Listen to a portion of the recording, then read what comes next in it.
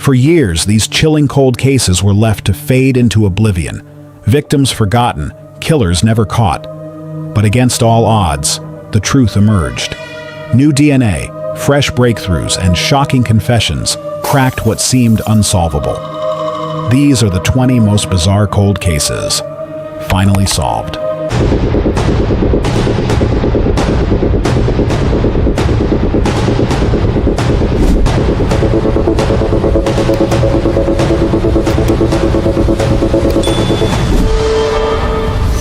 Case 1. Bear Brook Murders. November 1985. A hunter walked through the pine woods of Bear Brook State Park in Allenstown, New Hampshire. Just off the trail near a trailer park that edged the forest, he spotted something out of place.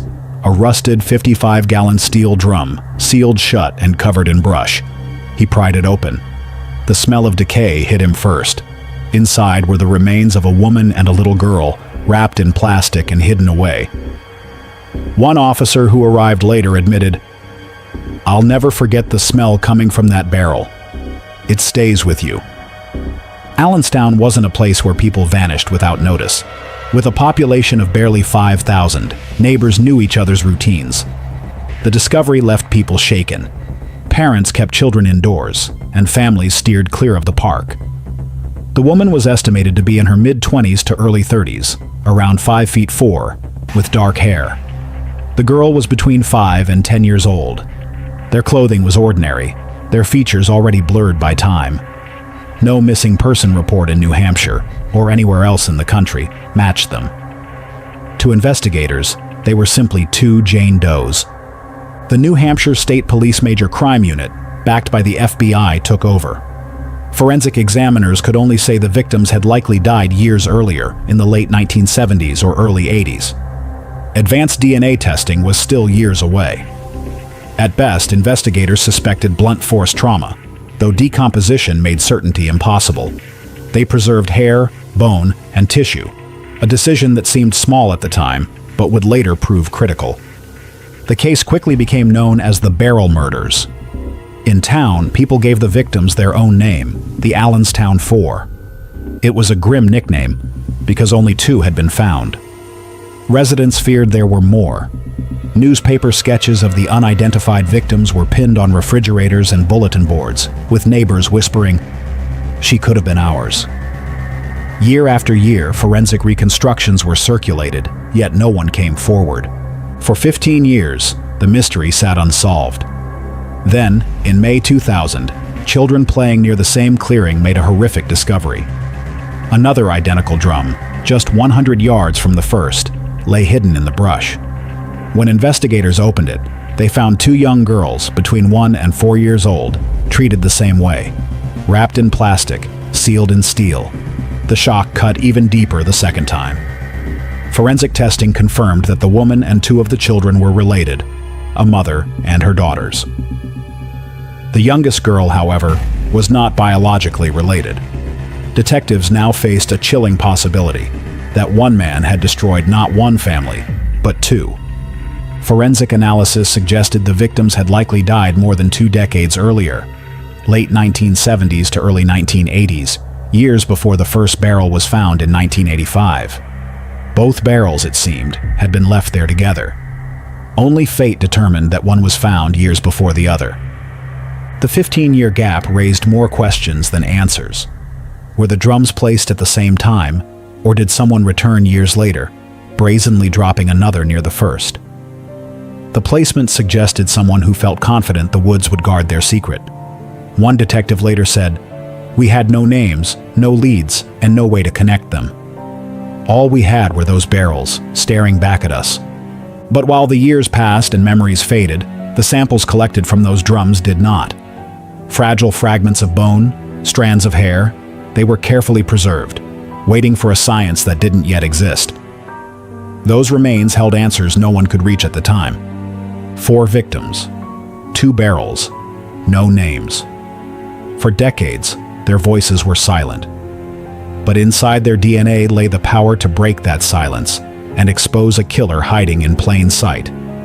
From the day the first barrel was opened in 1985, investigators found themselves staring into a mystery they had no way to solve. The New Hampshire State Police Major Crime Unit took the lead, with help from the FBI. Detectives went door to door in the trailer park bordering Bear Brook State Park, asking if anyone recognized the woman or the child.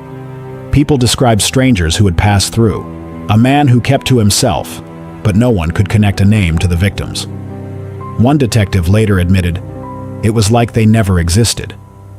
That was the hardest part. When the second barrel was discovered in 2000, the case exploded back into the headlines. Now there weren't 2 victims. There were 4. Investigators hoped renewed publicity would stir someone's memory. But by then, most of the original detectives had retired. The new team inherited a case with no trail left to follow. The second discovery deepened the horror, but it didn't bring them any closer to understanding who the victims were or why they had been killed. The science of the time couldn't provide the answers. In the mid-1980s, decomposition limited almost everything examiners could learn. They could estimate the victims' ages and ancestry, but fingerprints were gone, dental comparisons went nowhere, and blood typing only narrowed the pool slightly.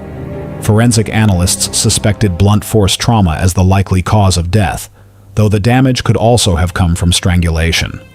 Nothing could be said with certainty. When mitochondrial DNA testing arrived in the 1990s, samples from the Bear Brook victims were tried, but the material was too degraded to yield conclusive results. CODIS, the FBI's new DNA database, was built for comparing known suspects and victims. The problem here was devastatingly simple.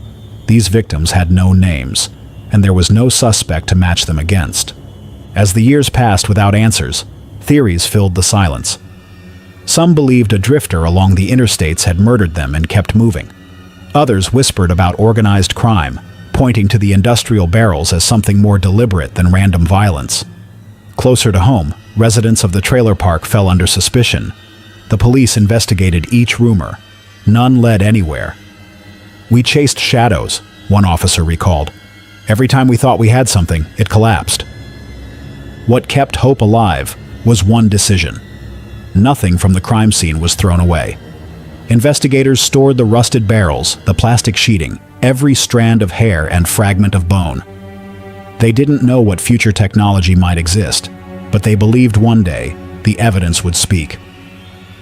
That act of preservation set Bear Brook apart from countless other cold cases where crucial material had been lost. By the early 2000s, the Bear Brook case had become one of the darkest mysteries in New England. 2 barrels, 4 victims, not a single identification. The evidence was preserved, but locked away in vials and files that no lab of the time could fully interpret. By 2017, more than 30 years had passed since the first barrel was opened in the woods of Bear Brook. Many believed the case would never be solved, but a small circle of investigators and citizen sleuths refused to let it fade. Among them was Rebecca Heath, a New Hampshire librarian who spent countless hours combing through online missing persons lists. She couldn't let go of the images of the unidentified Allenstown Four. Something about them haunted her. At the same time, Detective Eric Rasmussen of the New Hampshire State Police was determined to re-examine every lead with the benefit of new science. He partnered with the DNA Doe Project, one of the first organizations to pioneer genetic genealogy for cold cases. Forensic genealogists took preserved DNA from the victims and began mapping family trees, comparing strands to distant relatives in public databases. The work was slow, but in 2019, it delivered a breakthrough that changed everything. The adult woman was identified as Marlies Elizabeth Honeychurch, a young mother from California who had disappeared in 1978. She was remembered by her family as spirited and independent, a woman who wasn't afraid to speak her mind. With her that day were her daughters, Marie Vaughn, a playful 6-year-old who loved to giggle, and Sarah McWaters, just a baby, learning to walk. They had been missing for more than 40 years. Now their names were restored. The discovery was both a relief and a heartbreak. For Marlise's surviving relatives, the news confirmed what they had long feared. She had not walked away from the family. She and her daughters had been stolen. For the people of Allenstown, the girls with no names were no longer faceless. They had stories, families, and voices. Attention turned to the man last seen with Marlies in 1978, Terry Peter Rasmussen. He was a drifter, a manipulator, a man who lived under a carousel of false identities.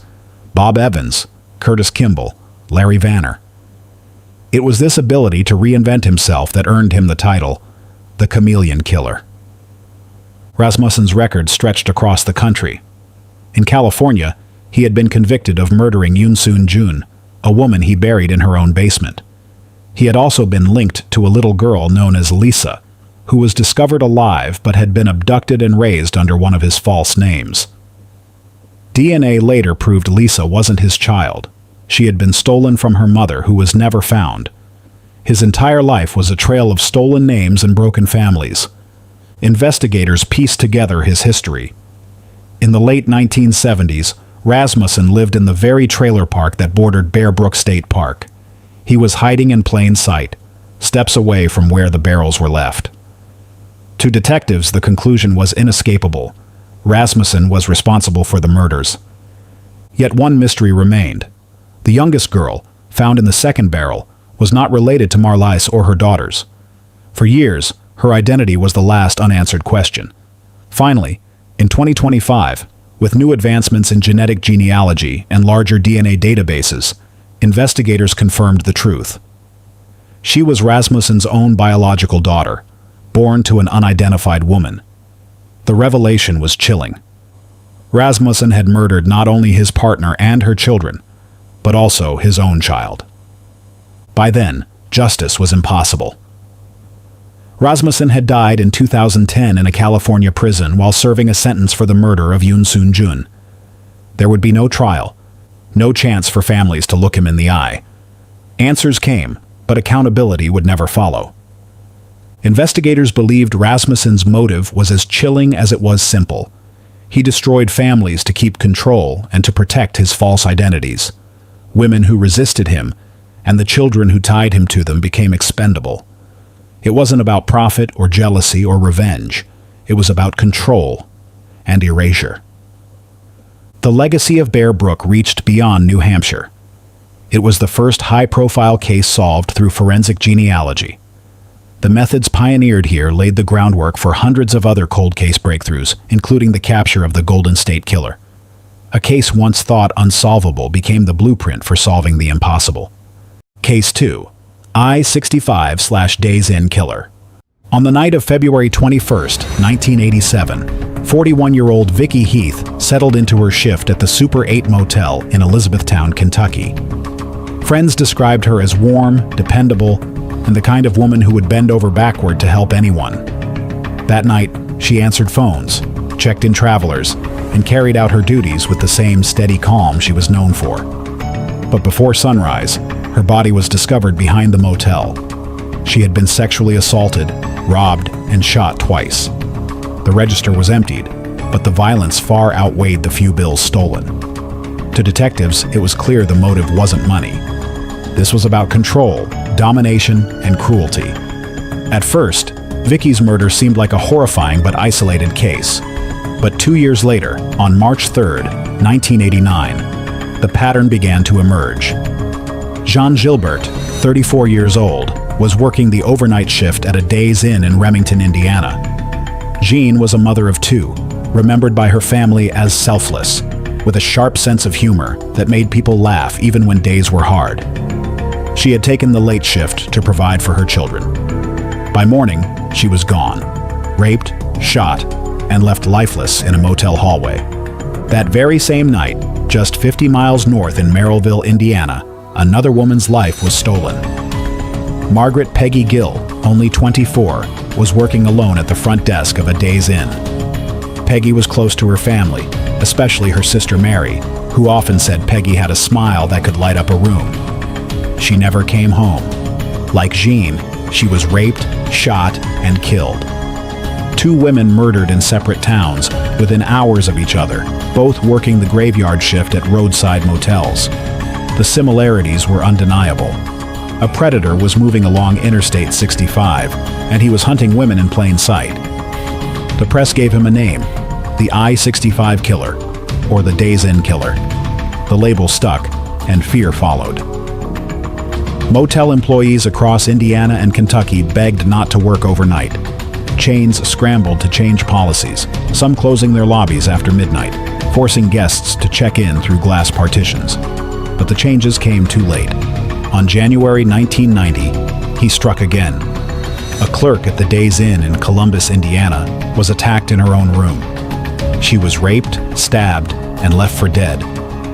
Against all odds, she survived. Her testimony became the only direct glimpse anyone ever had of the killer. She described him as a white male, early 30s to 40s, medium build, with a calm but cold demeanor. The details weren't enough to find him, but her survival proved the pattern wasn't coincidence. It was the same man, striking again and again. By then, investigators realized what they were facing. A serial predator who targeted vulnerable women working alone at night, taking money as a smokescreen while carrying out acts of sexual violence and murder. The connection between cases grew clearer with each strike. Ballistics confirmed that the same .38 caliber handgun was used across multiple scenes, tying the murders together. The weapon was his signature, the one forensic thread linking crimes spread over hundreds of miles. By 1990, the I-65 corridor had become a place of dread. 3 women were dead, another had survived an attack, and 4 towns across 2 states were living with the shadow of the same faceless predator. Yet behind the scenes, law enforcement struggled to keep the cases connected. Kentucky State Police handled Vicky Heath's murder. Indiana State Police investigated Jean Gilbert's and Peggy Gill's killings. Local detectives in Columbus managed the surviving clerk's case. Even the FBI had a role, but without digital databases or centralized systems, every department kept its own files. Leads sat in cabinets, often gathering dust. Information that might have made sense together remained scattered, never forming a full picture. The surviving clerk in Columbus, attacked in 1990, remained a vital voice. Stabbed, raped, and left for dead, she fought to describe her attacker. White male, early 30s to 40s, medium build, calm and eerily controlled. Her sketch was published, but no one came forward with a match. Years later, detectives admitted her survival was the only reason they still believed one man was responsible. Without her testimony, the murders might have been written off as unconnected crimes of opportunity. The timeline reinforced the sense of a roaming predator. 1987, 1989, 1990. A murder in Kentucky, 2 more in Indiana on the same night, and then another attack a year later. The distances pointed to mobility, someone comfortable on the road, who knew how to vanish after striking. Detectives suspected a serial offender, but without proof, prosecutors refused to officially link the cases. Forensic science became the investigators' last hope. From the earliest crime scene, they had preserved semen samples and other biological material. They clung to the idea that one day, technology would identify the man behind them. In the 1990s, early DNA tests were attempted, but the technology could only produce partial profiles, not enough to identify a suspect. When the FBI's CODIS system expanded in the 2000s, investigators sent in the samples. It was their best chance. If the killer had ever been arrested and swabbed, the database would light up with a match. But the search returned nothing. Whoever he was, he had avoided the kind of conviction that would have placed him in CODIS. Ballistics offered one of the only firm links. The same .38 caliber handgun had been used in multiple murders. That single thread tied the cases together in a way that motive or description could not. But the gun itself was never recovered, and without it, investigators could not move forward. For decades, the I-65 killer was nothing more than a shadow, a nameless predator who struck motel clerks, left DNA behind, and vanished onto the interstate before sunrise.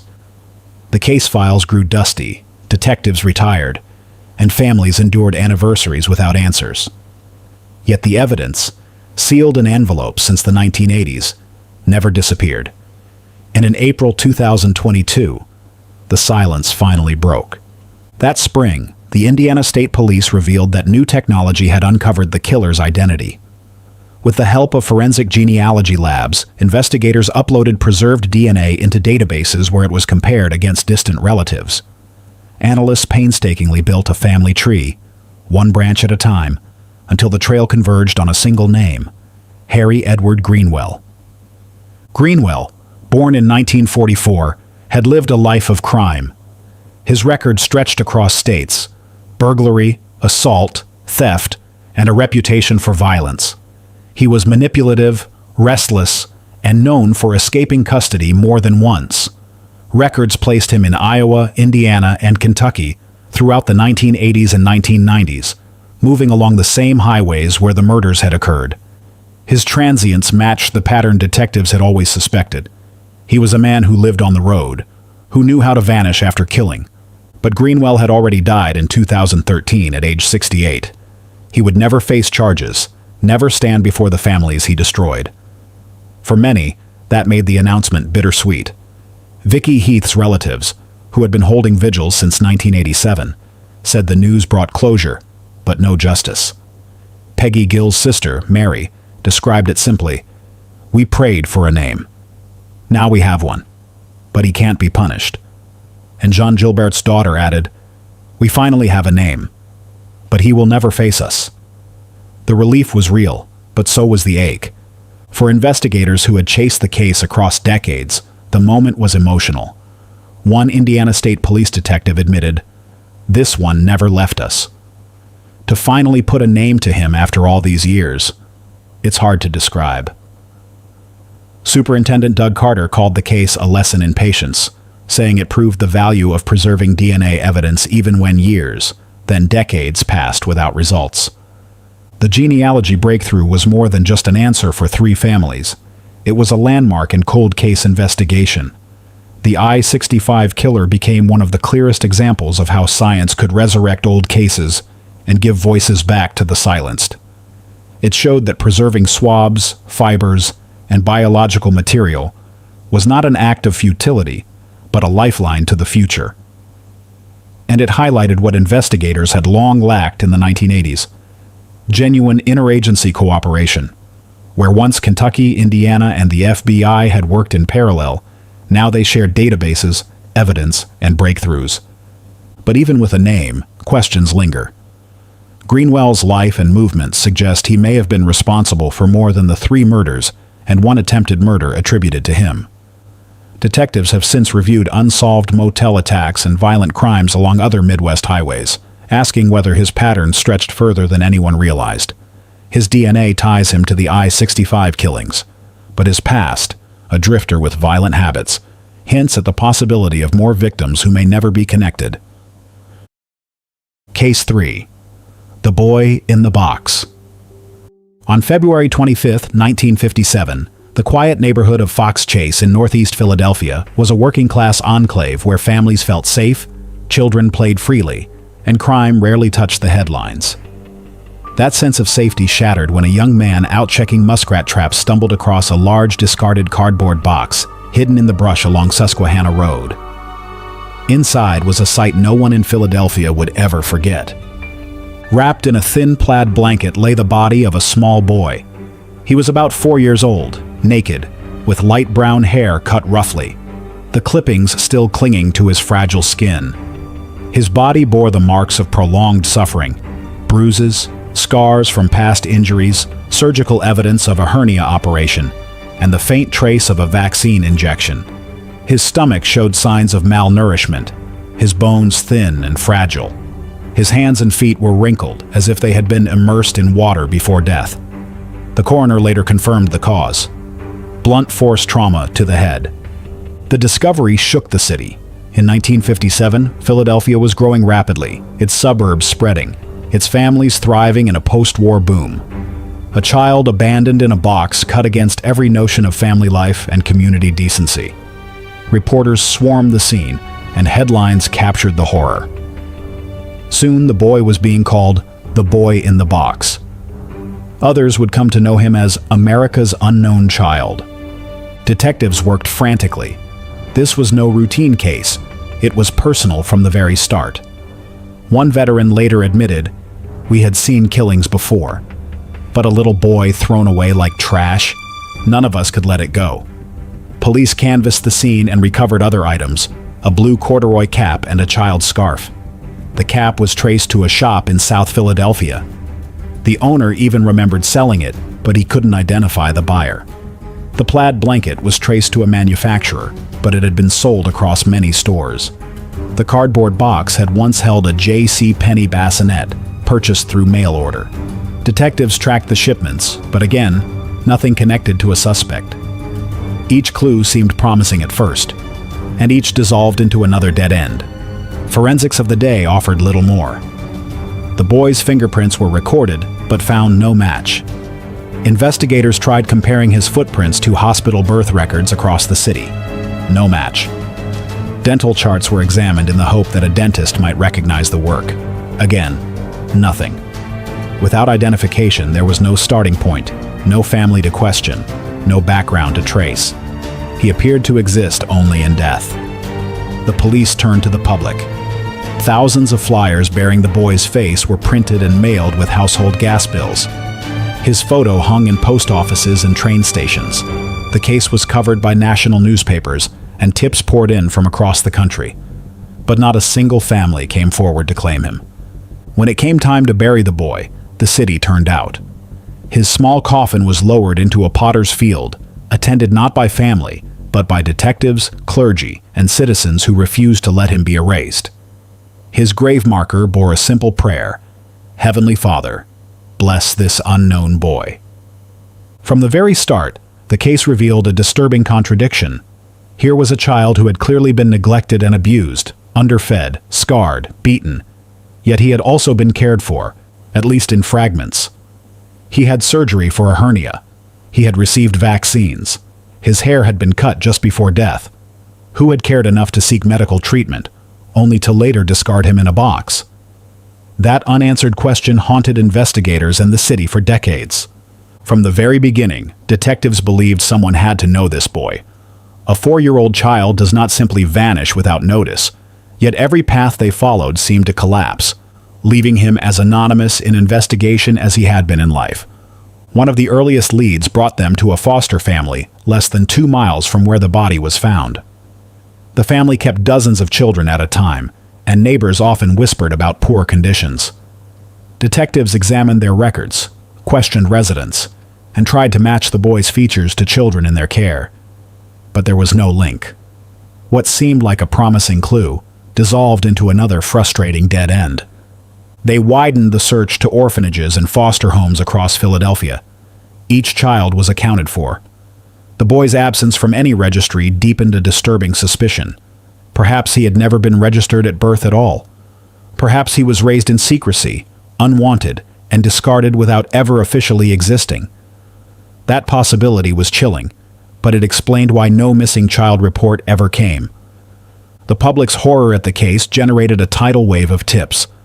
Thousands poured in, from Pennsylvania and far beyond. Every caller believed they might hold the key. Detectives sifted through them one by one.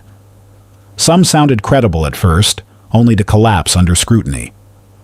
The desperation became so great that when a psychic offered visions, detectives even followed her leads. They scoured the locations she described, hoping against hope. Nothing credible was ever found. The fact that hardened homicide investigators entertained psychic guidance showed the depth of their desperation. Decades passed, and the case became legend in Philadelphia. But in 2002, it exploded back into the headlines. A woman known only as Martha contacted police with a story so detailed, it seemed at last the truth might emerge. She claimed her abusive mother had purchased the boy, kept him hidden in a basement, and killed him in a fit of rage. The details were horrific, and they seemed to fit. Martha described abuse that matched the scars on his body. She offered a motive for why he had never been reported missing. Detectives invested months into testing her account. At first, it felt like the case might finally break open. But when investigators pressed her timeline, it began to crumble. Dates didn't align. Physical evidence contradicted her memories. Neighbors from that era disputed her claims. In the end, her confession could not be corroborated. The hope that surged with Martha's story collapsed just as every other lead had. One detective later admitted, "We wanted to believe her. We wanted to close the file." But the facts didn't hold. The scientific age brought new possibilities, but also new frustrations. In 1998, detectives exhumed the boy's remains, hoping DNA testing could provide a breakthrough. But decades of decomposition had damaged the samples. Analysts struggled, and results were inconclusive. That same year, the boy was reinterred at Ivy Hill Cemetery. Detectives and community members pooled donations for a proper headstone that read simply, "America's Unknown Child." Even without his name, Philadelphia had claimed him as its own. For 65 years, he was known only as the boy in the box. His photograph haunted posters, case files, and the memories of detectives who never gave up. Then, in December 2022, the Philadelphia Police Department ended the silence. At a press conference, Commissioner Danielle Outlaw stepped to the podium and spoke the words the city had been waiting to hear. America's unknown child is no longer unknown. His name is Joseph Augustus Zarelli. The path to his identification began 3 years earlier. In 2019, his remains were exhumed for a second time. Forensic specialists extracted DNA, and genealogists used it to build an extensive family tree through public databases. Branch by branch, cousin by cousin, they traced the lines until the profile converged on a single child. On paper, the nameless boy in the box finally became Joseph. Joseph had been born on January 13th, 1953. He was only 4 years old when his life ended. Detectives revealed that his father had been publicly identified, while his mother's name, though confirmed, was initially withheld for privacy. What emerged suggested a troubled family environment, one in which Joseph may not have received the protection every child deserves.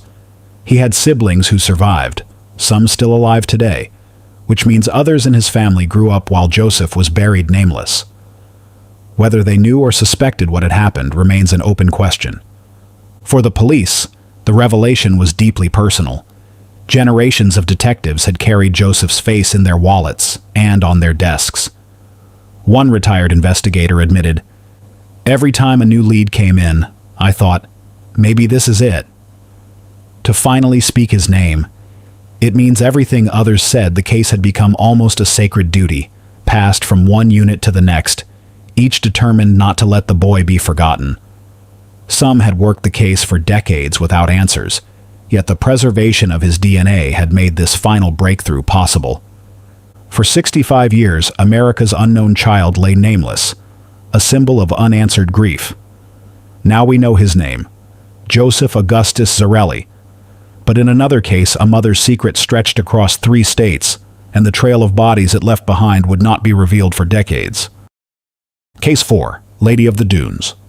On the morning of July 26, 1974, the summer quiet of Cape Cod shattered. A 12-year-old girl was walking her dog through the dunes near Race Point, just outside Provincetown, Massachusetts. She expected seashells and driftwood. Instead, she found horror. Spread out on a blanket, half hidden by sand, was the body of a woman. For a moment, the girl thought the woman was sunbathing. Then she saw the blood, the twisted shape of the skull, and she ran screaming for help. Police officers arrived quickly. Provincetown, a small town known for its artists, fishermen, and tourists, was not used to scenes like this. The dunes were a place of sunbathers and birdwatchers, not murder. What they found that day was like nothing they had ever faced. The woman lay nude on the blanket, her head crushed by a blow so violent it nearly severed it. Both hands were gone, cleanly removed. Several teeth were missing, deliberately extracted. This wasn't just a killing, it was an erasure. One detective later said, "This wasn't random violence. This was someone making sure she would never have a name." Forensic examiners studied what was left. She had been dead 1 to 3 weeks, killed in the height of tourist season, when thousands of visitors crowded Cape Cod. How could someone vanish in plain sight, with no one noticing? That unanswered question haunted investigators for years. They built a profile. She was a woman between 25 and 35 years old, about 5 foot 6 inches, with an athletic build.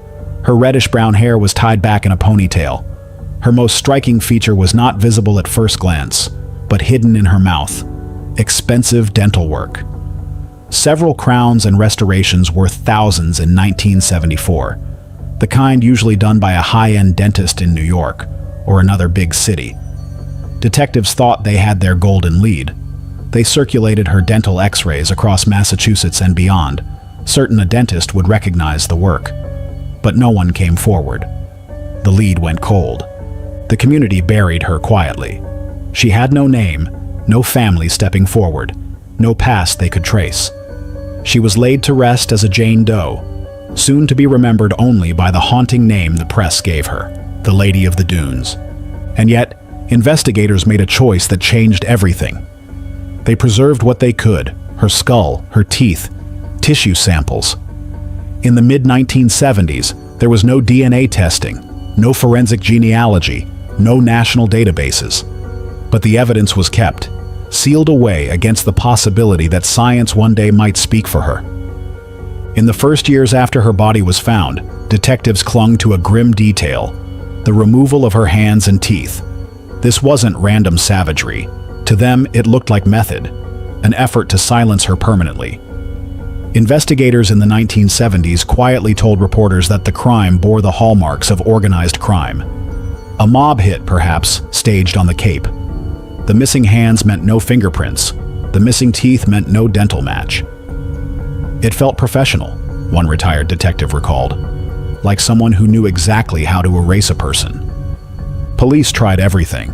The FBI and Massachusetts State Police circulated her dental x-rays to dentists across the Northeast. Detectives were certain her expensive crowns would stand out, but not a single dentist recognized the work. Missing persons reports were checked, rechecked, and widened to other states. None matched the woman. Provincetown remained haunted by the idea that thousands of tourists had walked the Cape that summer, yet not one person came forward to claim her. As years turned into decades, the case grew stranger. In time, the Lady of the Dunes was no longer just an unsolved murder. She became a story people told each other. By the 1980s and 90s, Provincetown residents spoke of her as a ghost who walked the beaches, a nameless figure in local lore. The town was a place of artists and dreamers, but even here the murder whispered through the streets. You'd hear her name in bars and corner shops, one longtime resident said. Not her real name, of course, just the lady, like she was watching the town that forgot her. The body itself became the focus of renewed attempts at science. In 1980, her remains were exhumed for the first time. Forensic scientists hoped to learn more about her diet, her origin, perhaps even extract new evidence. But the tests led nowhere. In 2000, she was exhumed again, this time with the promise of DNA. Yet the technology was still in its infancy. The degraded samples refused to yield a full profile. Each time, detectives carried hope into the lab, and each time they walked away defeated. By 2010, technology had advanced enough for investigators to attempt something new. Her skull was scanned, and forensic artists built 3D reconstructions of her face. The images circulated across newspapers and television reports, with headlines urging the public, "Do you know her?" But once again, no one did. The strangest speculation came not from a detective, but from a writer. In 2015, Joe Hill, son of Stephen King, suggested The Lady of the Dunes might have been an extra in the film Jaws, which was shot on Martha's Vineyard the same summer she was killed. A woman in the background of a crowd scene wore a blue bandana, just like the one found beside the victim. The coincidence was eerie, and the theory went viral. But police treated it as little more than an intriguing footnote. As one investigator put it, she wasn't a movie extra. She was a murder victim. We couldn't lose sight of that. In 2019, her remains were exhumed once more. This time, the science had finally caught up. Forensic specialists extracted stronger DNA samples, opening the door to technologies like autosomal DNA and forensic genealogy. Unlike earlier tests, these samples had the power to place her in a family tree. On October 31st, 2022, the mystery that had haunted Provincetown for nearly half a century was finally broken. At a press conference, the FBI's Boston office announced what many had thought impossible. The Lady of the Dunes had a name. She was Ruth Marie Terry, 37 years old at the time of her death, born in Tennessee in 1936. For investigators who had lived with the case for decades, it was more than an announcement. It was the end of a vigil. DNA from her 2019 exhumation had been sent to forensic genealogists, who painstakingly built out family trees using public databases. Branch by branch, distant relatives were traced until the lines converged. After nearly 50 years of silence, her identity spoke through blood. Ruth's life came into focus, not in full, but enough to remind the world she had been more than a Jane Doe. She grew up in the South and had lived in several states, including California.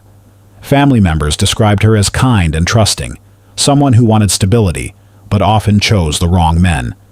She had married more than once, each union leaving her searching for something she had not found.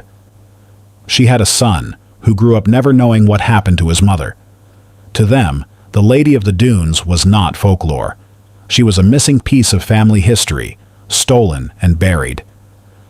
By 2023, investigators took the final step, naming her killer. They identified her last husband, Guy Rockwell Moldavan, as the man responsible. His name had long been synonymous with deceit. A con man, drifter, and manipulator, Moldavan left behind a trail of broken lives. In 1960, he had been suspected in the dismemberment murders of his then-wife and her teenage daughter in Seattle. Though he escaped conviction, whispers of his guilt followed him for decades. Authorities now believe he repeated that pattern with Ruth. They had married in 1974, only months before her death. Soon after, Ruth vanished, and Moldavan resurfaced elsewhere with no explanation. Moldavan died in 2002, leaving investigators to identify him only by the wreckage he left behind. One retired officer put it bluntly. He was a predator who got away with it his whole life. Ruth was not his first victim. She may not have been his last. The case of the Lady of the Dunes is now remembered as one of the longest unsolved murders in Massachusetts history, resolved not by confession or eyewitness, but by the invisible code written in every human cell. It marks the evolution of criminal investigation, from an era when identity could be erased with a hammer and pliers, to an era when identity is indelible. Case 5. Killer Clown Murder. On May 26, 1990, Memorial Day weekend, Wellington, Florida, was a picture of suburban calm. Horses grazed in pastures, families prepared for cookouts, and neighbors waved as they trimmed lawns under the bright late-morning sun. At the Warren household, 40-year-old Marlene Warren was doing what she often did on weekends, making her home a hub of warmth. Her 20-year-old son, Joe, and several of his friends were gathered in the living room, joking and listening to music. Marlene, described by friends as the kind of woman who never turned anyone away, was the anchor of the family, a devoted mother, horse enthusiast, and proud owner of the house she had worked so hard to build. At 10:45 a.m., the doorbell rang. Marlene walked to the door. On the other side stood something so surreal it bordered on absurd, a clown. The figure wore an orange wig, white face paint, a red nose, and oversized shoes. In its gloved hands were two balloons, one reading, "You're the greatest," the other decorated with Snow White, and a floral arrangement. Witnesses later said Marlene smiled when she first saw the gifts, leaning closer as if to thank whoever sent them. In the next instant, the clown raised a pistol and fired a single shot into her face. Marlene collapsed in her doorway as her son and his friends screamed. Joe later said it felt like the world had slowed down. First the balloons floating upward, then the sound of his mother's body hitting the floor. The clown turned silently, walked to a waiting white Chrysler LeBaron, and drove away. Neighbors heard the shot. One later recalled, "At first I thought it was a prank, kids messing around. Then I saw the clown walk calmly to the car, and I knew something terrible had happened." Another said, "It was like a nightmare stepped off a carnival stage and into our street." Marlene was rushed to the hospital, still clinging to life. For 2 days, Joe kept vigil at her bedside.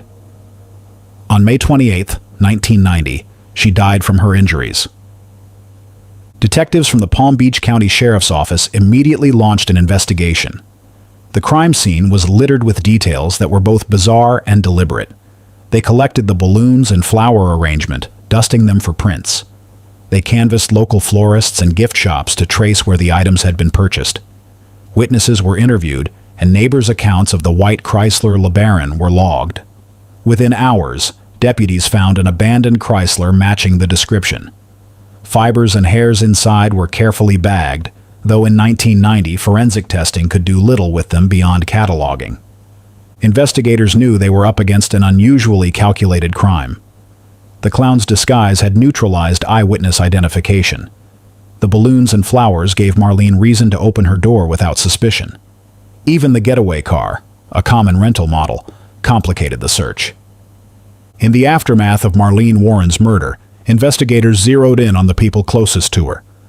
One name kept resurfacing: Sheila Keene. Sheila was no stranger to the Warren family. At 26, she worked as a repossession agent for Michael Warren's car business. She had a reputation for being tough, someone who didn't flinch when it came to late-night car recoveries or face-to-face confrontations with angry customers. Those who knew her described her as confident, determined, and willing to bend the rules if it got results. Around the dealership, her closeness to Michael had not gone unnoticed. Rumors swirled that Michael and Sheila were more than colleagues. Detectives heard whispers of an affair, of late nights that extended beyond business, of a bond that seemed to grow as Marlene's marriage to Michael grew strained. To investigators, the motive seemed obvious: remove Marlene, and Michael would be free to start a new life with Sheila. Witnesses gave testimony that seemed to point directly at her. Several people recalled seeing Sheila at a public supermarket in Palm Beach just days before the murder, browsing the floral section and balloon displays. One witness later remembered, "Sheila was there, and I couldn't help but notice her with those balloons. They looked just like the ones at Marlene's house." For detectives, the suspicion deepened when they traced the killer's disguise. A clown costume had been sold at a West Palm Beach shop around the same time. Store clerks remembered the sale, but not the face of the buyer. Receipts were preserved, but without DNA or surveillance footage, the lead fizzled into frustration. The investigation into the getaway car seemed equally damning yet inconclusive. The white Chrysler LeBaron spotted fleeing Marlene's home was found abandoned. Paperwork linked it to a rental car tied back to Michael Warren's dealership. Inside, investigators recovered fibers and hairs. They sealed them carefully, knowing the technology of 1990 couldn't extract much. To the detectives on the case, the picture looked clear. But in the courtroom, clarity wasn't enough. Then came a twist that stunned even the most jaded investigators. In 2002, more than a decade after Marlene's death, Michael Warren and Sheila Keene married. The pair moved to Tennessee and opened a hamburger restaurant. To their customers, they were an ordinary couple serving up fast food. To detectives back in Palm Beach, it was like salt in an open wound. One officer put it bluntly: they were living free, flipping burgers, while Marlene lay in her grave. For 24 years, the killer clown case haunted the Palm Beach County Sheriff's Office. Detectives retired, files collected dust, and rumors became folklore. But in 2014, the cold case unit reopened the evidence boxes, determined to squeeze answers out of fibers, hairs, and receipts preserved since 1990. The focus turned to the white Chrysler LeBaron. At the time of the murder, forensics could only collect fibers and catalog them. Now, with advances in DNA profiling, even a microscopic trace could speak. Analysts re-examined the preserved hairs and fibers, applying cutting-edge technology that hadn't existed when Marlene Warren was killed. By 2017, the breakthrough came. DNA linked directly to Sheila Keene Warren. The arrest was as startling as the crime itself. On September 27, 2017, deputies in Virginia arrested Sheila at the home she shared with Michael Warren. For years, the pair had lived quietly, running a hamburger restaurant and presenting themselves as an ordinary couple. Now, the mask slipped. Sheila was extradited to Florida and charged with first-degree murder. The news sent a ripple through Wellington. Neighbors who had whispered for decades that Michael and Sheila were involved finally felt vindicated. One longtime resident said, "For years it was like an open secret. Everyone thought they did it, but no one could say it out loud. When they cuffed Sheila, we knew the truth had finally caught up." For Marlene's son, Joe, the arrest brought a measure of relief. He had lived with grief since he was 20 years old, robbed of his mother in the most bizarre and brutal way imaginable. Yet the road to justice remained agonizingly slow. Sheila pleaded not guilty, and the case dragged on. Court dates came and went. COVID-19 delayed proceedings. Defense attorneys attacked the reliability of DNA evidence preserved for decades, arguing it could have been contaminated. Prosecutors built their case around motive. Sheila's affair with Michael, her desire to remove Marlene, but proving it beyond a reasonable doubt would not be easy. Behind the legal battle loomed another truth. Michael Warren had never been charged. Many investigators believed he orchestrated the murder, but no jury would ever hear the case against him. By 2023, the case had stretched across 33 years. Finally, in April, a resolution came, not with the trial the family had long imagined, but with a plea deal. Prosecutors weighed the risks of presenting aging evidence before a jury. A guilty plea, even to second-degree murder, would guarantee accountability. Sheila Keene Warren accepted. She admitted her role in Marlene's death and was sentenced to 12 years in prison, with credit for the 6 she had already served. Barring unforeseen circumstances, she could be released before 2030. The story closed one of Florida's strangest chapters. A woman answering her door to balloons and flowers had become an image seared into true crime memory. For 33 years the mask had held, but DNA, persistence, and time pulled it away. Case 6. Arliss Perry, Stanford Church Murder. On the night of October 12, 1974, a 19-year-old newlywed walked into the Stanford Memorial Church to pray.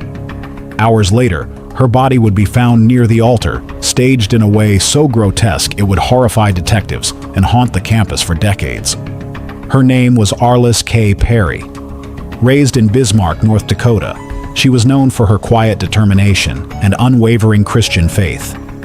Just a few months earlier, she had married Bruce Perry, a pre-med student at Stanford. Together they had moved west, full of hope, beginning the first chapter of married life. Friends remembered Arliss as gentle, deeply spiritual, and principled. The kind of person who never wavered once she believed something was right. That Saturday evening, Bruce and Arliss had what he later described as a minor argument at their apartment. Around 11:30 p.m., she told him she wanted to clear her head and pray at the Stanford Memorial Church.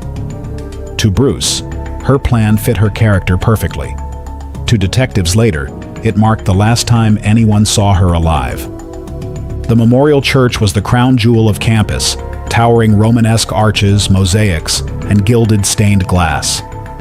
On weekends, it stayed open late for reflection and prayer.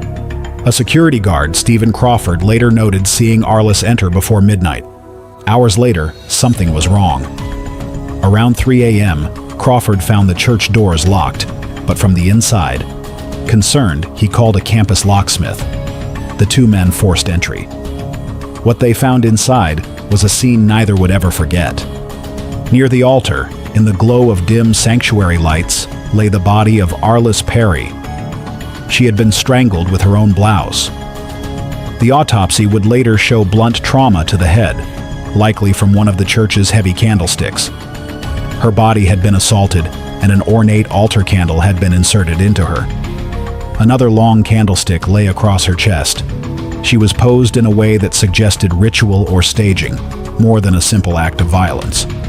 Stanford police and Santa Clara County deputies immediately secured the church. Every item was logged: semen samples, fingerprints, hair, fibers, the candlesticks themselves. The crime scene photos were carefully taken, though many investigators privately admitted they hoped never to see them again.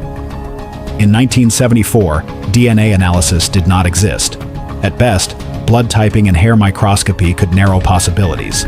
Still, some officers insisted the evidence be meticulously preserved. attention quickly turned to those closest to Arliss. Bruce Perry was questioned for hours, as is customary for any spouse.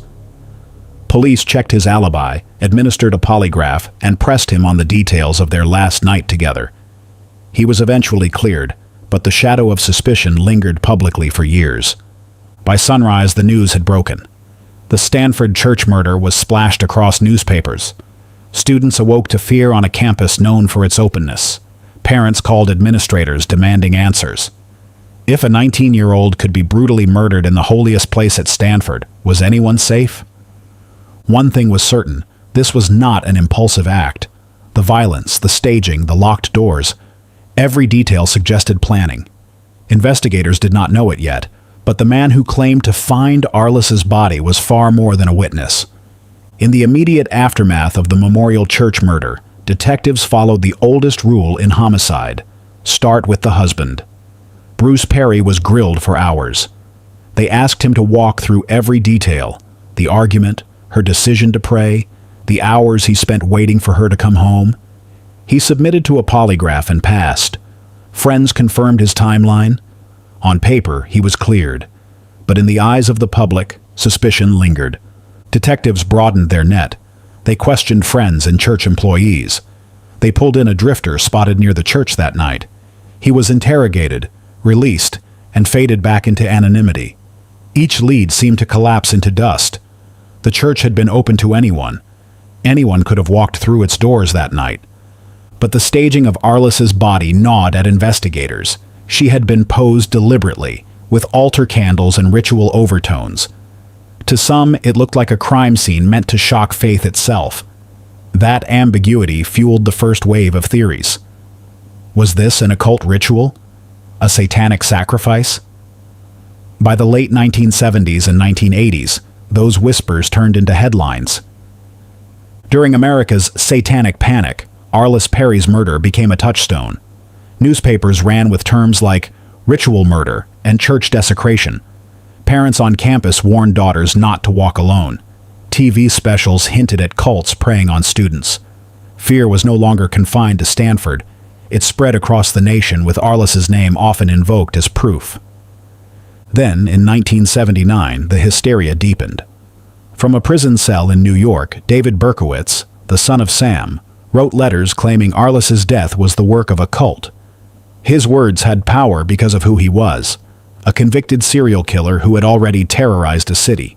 Investigators pursued the lead. Was it possible her death was part of something larger? They combed through his claims. In the end, Berkowitz offered no details that could withstand scrutiny. His words were exposed as hearsay, another dead end. But the damage was done. For the public, satanic cult murder was now etched into the story of Arliss Perry. Inside the Santa Clara County Sheriff's Office, detectives tried to cut through the noise. They returned again and again to the evidence: fingerprints, hairs, semen samples, the heavy candlesticks, the locked church doors. They used every tool they had: fingerprint charts, microscopic hair comparison, blood typing. Each test ended with frustration. In the 1980s, early DNA testing was too crude to generate answers. By the 1990s, CODIS existed, but the killer's DNA wasn't in the system. We had the evidence, one detective later admitted, but the science wasn't there. It was like staring at a locked safe, knowing the combination didn't exist yet. By 2016, Arliss Perry's case was over 40 years old. Detectives had retired, evidence had sat sealed in storage, and her family had grown old without answers. But science had finally caught up. The preserved semen samples collected in 1974 were tested again, this time with the most advanced methods, STR and YSTR DNA analysis. What emerged was a full genetic profile. When compared against known records, the match was undeniable. The killer was Stephen Blake Crawford.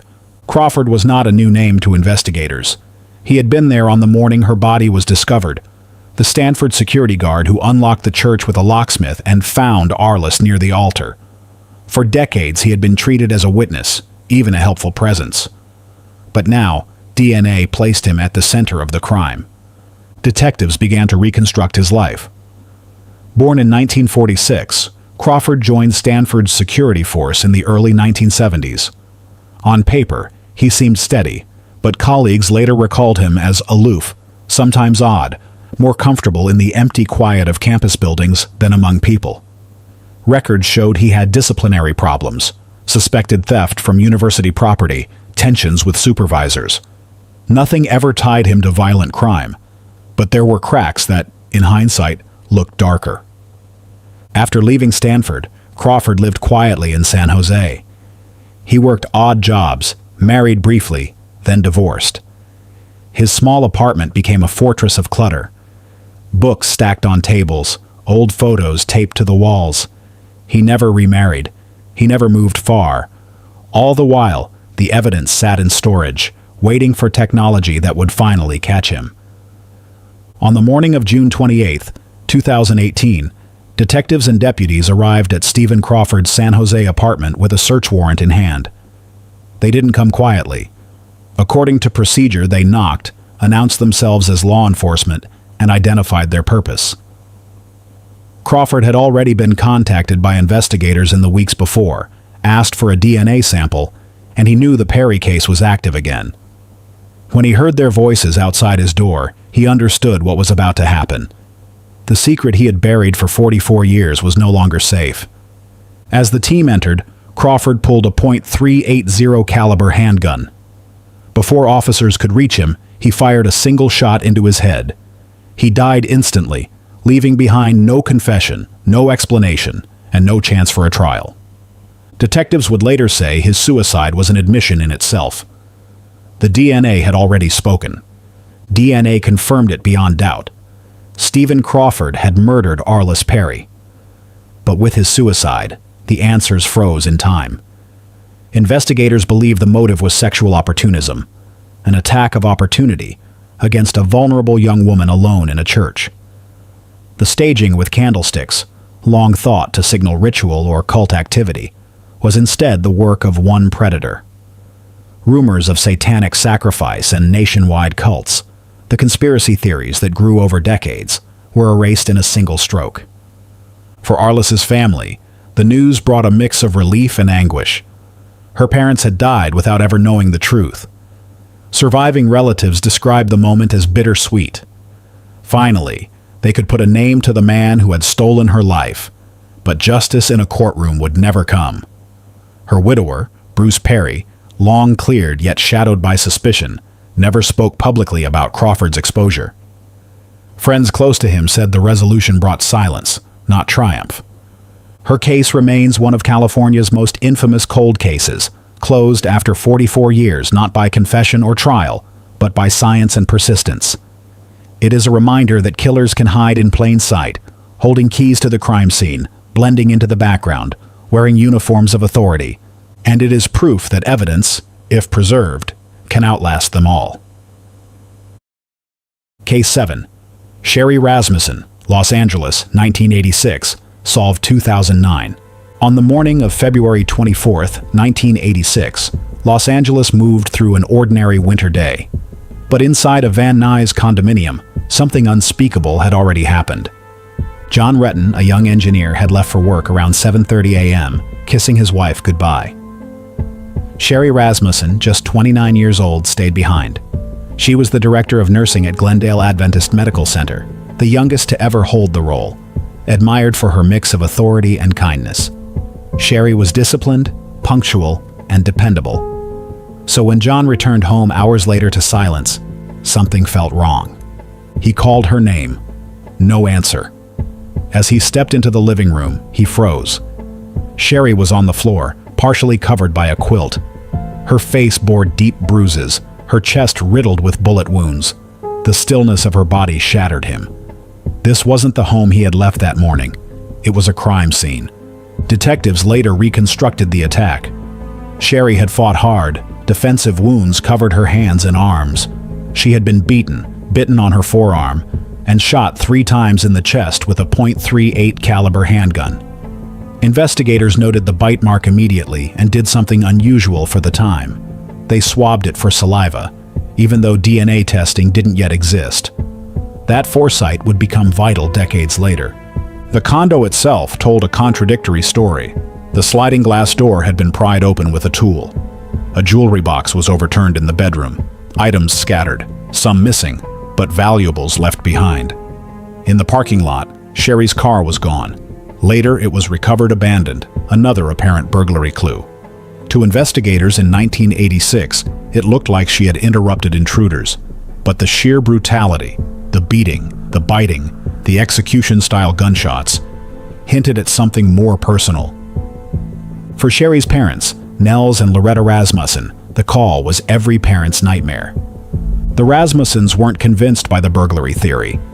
From the beginning, they wondered if Sherry's death was connected to someone from John's past, a shadow in their daughter's new marriage. They voiced their unease, but in those first days, their suspicions carried no weight. For police, the crime scene offered puzzle pieces that didn't fit. A staged burglary? A robbery interrupted? Or something else? They collected fingerprints, fibers, and the bite mark swab, sealing them in evidence lockers. But with no DNA testing available, those items became silent witnesses, waiting for a future science to speak. For John Rutan, grief was immediate and crushing. He had been married just 3 months, still in the first chapter of a life he thought would last decades. Now his wife was gone, taken in an act of violence so brutal it left even seasoned investigators shaken. As the case began, detectives believed they had a direction: burglary. But the brutality of the crime and the bite mark preserved on Sherry's skin whispered of something else. From the outset, detectives thought they had it figured out. The sliding glass door had been pried open. A jewelry box lay overturned. Sherry's car was missing. To the LAPD in 1986, this looked like a burglary gone wrong, one of dozens that plagued the San Fernando Valley at the time. Investigators decided that Sherry had surprised intruders, fought them, and paid with her life. They funneled their energy into burglary crews already on their radar. But this theory blinded them. It became the official line: a botched burglary homicide. Everything else was filtered through that lens. The problem was that the crime scene screamed of something else. The violence was far too personal. Sherry had been beaten viciously, bitten hard enough to leave a deep impression in her flesh, and shot 3 times in the chest. Jewelry sat untouched, even as the box was dumped. The car abandoned nearby looked less like theft and more like staging. Burglars did not beat, bite, and execute. But detectives doubled down, convinced their first theory was right. While police focused on burglary, Sherry's parents were already pointing in another direction. Nels and Loretta Rasmussen told detectives about a woman named Stephanie Lazarus. She was not a stranger. She was an LAPD officer, young, ambitious, and someone who had once dated John Rutan. The Rasmussens knew she hadn't let go. Even after John's marriage, Lazarus showed up uninvited at his home, crying. On another occasion, she cornered Sherry at work, words sharp, her anger clear. To Sherry's parents, Lazarus's fixation was an obvious warning sign. But their warnings hit a wall. How could detectives look hard at one of their own? Some quietly admit now that the badge shielded Lazarus in ways a civilian suspect never would have been. The burglary theory was simpler, safer, easier to explain. And so, detectives dismissed the Rasmussen suspicions, waving them away as the grief of distraught parents. Nels refused to stop. He wrote letters, made calls, pressed meetings. Again and again he named Lazarus. Again and again he was ignored. He later said, "It was like shouting into the wind." For him, the worst betrayal was not just losing Sherry. It was watching investigators turn away from the truth he was trying to hand them. Meanwhile, the case file filled with red flags.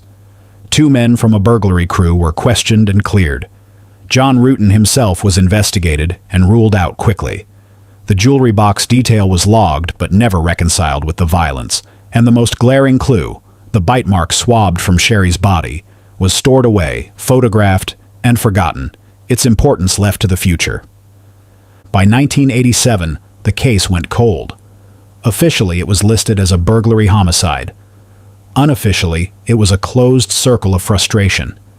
the Rasmussen's suspicions of Lazarus remained unacknowledged. Detectives retired, and the file gathered dust. By the 2000s, Los Angeles had begun building a cold case unit with one goal: re-examining old files where biological evidence had been preserved. Among the boxes stacked in evidence lockers was the file marked Rasmussen, Sherry. Inside it was a single envelope containing the saliva swab taken from the bite mark on her arm. For decades it had been filed away, overlooked. In 2004, that envelope was reopened. DNA technology had advanced, and for the first time, analysts could see what had been hidden all along. The genetic profile was female. That single result collapsed the burglary theory LAPD had clung to since 1986. This wasn't the work of two male intruders. Sherry's killer was a woman. By 2009, improved STR and YSTR testing produced a full profile. Detectives scoured their notes from the original investigation. Only one woman had ever been mentioned as having both motive and access: Stephanie Lazarus.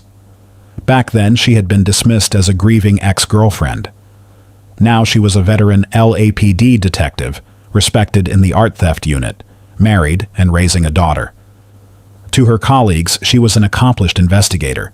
To Sherry's family, she had always been the shadow they could not shake. Cold case detectives moved cautiously. To accuse a fellow officer required certainty. Undercover surveillance followed Lazarus discreetly. One day she tossed a cup and a straw into a public trash can. Detectives retrieved it, rushed it to the lab, and compared it to the swab from Sherry's body. The match was absolute. After 23 years, the killer had a name, and it was one carved into the rosters of the LAPD itself. On June 5, 2009, Lazarus was summoned under the pretense of an internal interview at an LAPD station. She walked in calm, professional, expecting routine questions. But as the detectives shifted the conversation, the walls began to close. Reports say she first tried to talk her way out, deflecting, even laughing nervously. Then, when confronted with the DNA evidence, her demeanor broke. She was arrested on the spot for the murder of Sherry Rasmussen. Her 2012 trial drew national attention. Prosecutors laid out a chilling portrait: a police officer who had used her training, her access, and her rage to commit a murder.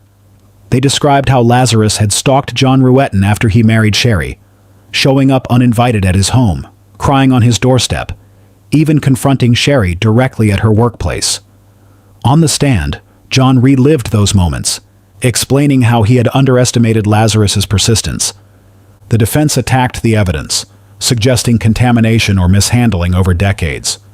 But prosecutors countered with the precision of DNA science and the unbroken chain of custody. Jurors heard about the brutality of the crime scene, the bite mark, the close-range gunshots, the staged burglary.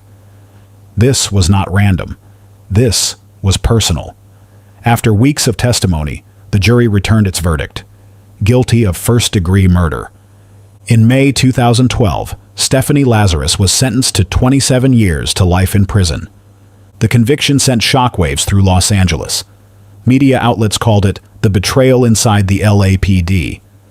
Questions were raised about why early detectives ignored family warnings, and whether institutional loyalty had allowed Lazarus to slip away for decades. For the department, it was a scar that forced reflection. How many other cases had been silenced because investigators refused to look inward? Thank you for staying with us through these chilling stories. Before we move on, take a quick moment to hit that subscribe button and tell us in the comments where you're watching from. It's always powerful to see how far this community reaches. Now, let's keep going. Case 8. April Tinsley, Fort Wayne, 1988. Solved 2018. On April 1st, 1988, Good Friday, Fort Wayne felt like every Midwestern town in spring. Bikes in driveways, kids off school, parents juggling holiday plans. 8-year-old April Marie Tinsley left a friend's house a short walk from home. It should have taken minutes. She never arrived. When April didn't come back, her family moved from worry to alarm with terrifying speed. She was reliable, the kind of child who came when called. By early evening, the neighborhood mobilized. Volunteers canvassed block by block, knocking on doors, peering behind garages, calling her name into alleys as the light faded. K-9 teams swept fields and ditches. Helicopters circled low, searchlights slashing across cul-de-sacs and schoolyards. Patrol officers taped up flyers at convenience stores and bus stops. A child was missing. The city shifted into a single, urgent heartbeat. Leads surfaced quickly. Several neighbors reported a blue pickup truck cruising the area that afternoon, looping the same corners, idling at stop signs longer than traffic demanded. One witness remembered a white male, roughly 30s to 40s, behind the wheel. No plates memorized, no clear view, but the feeling of something off. Composite sketches went up at gas stations and diners within hours.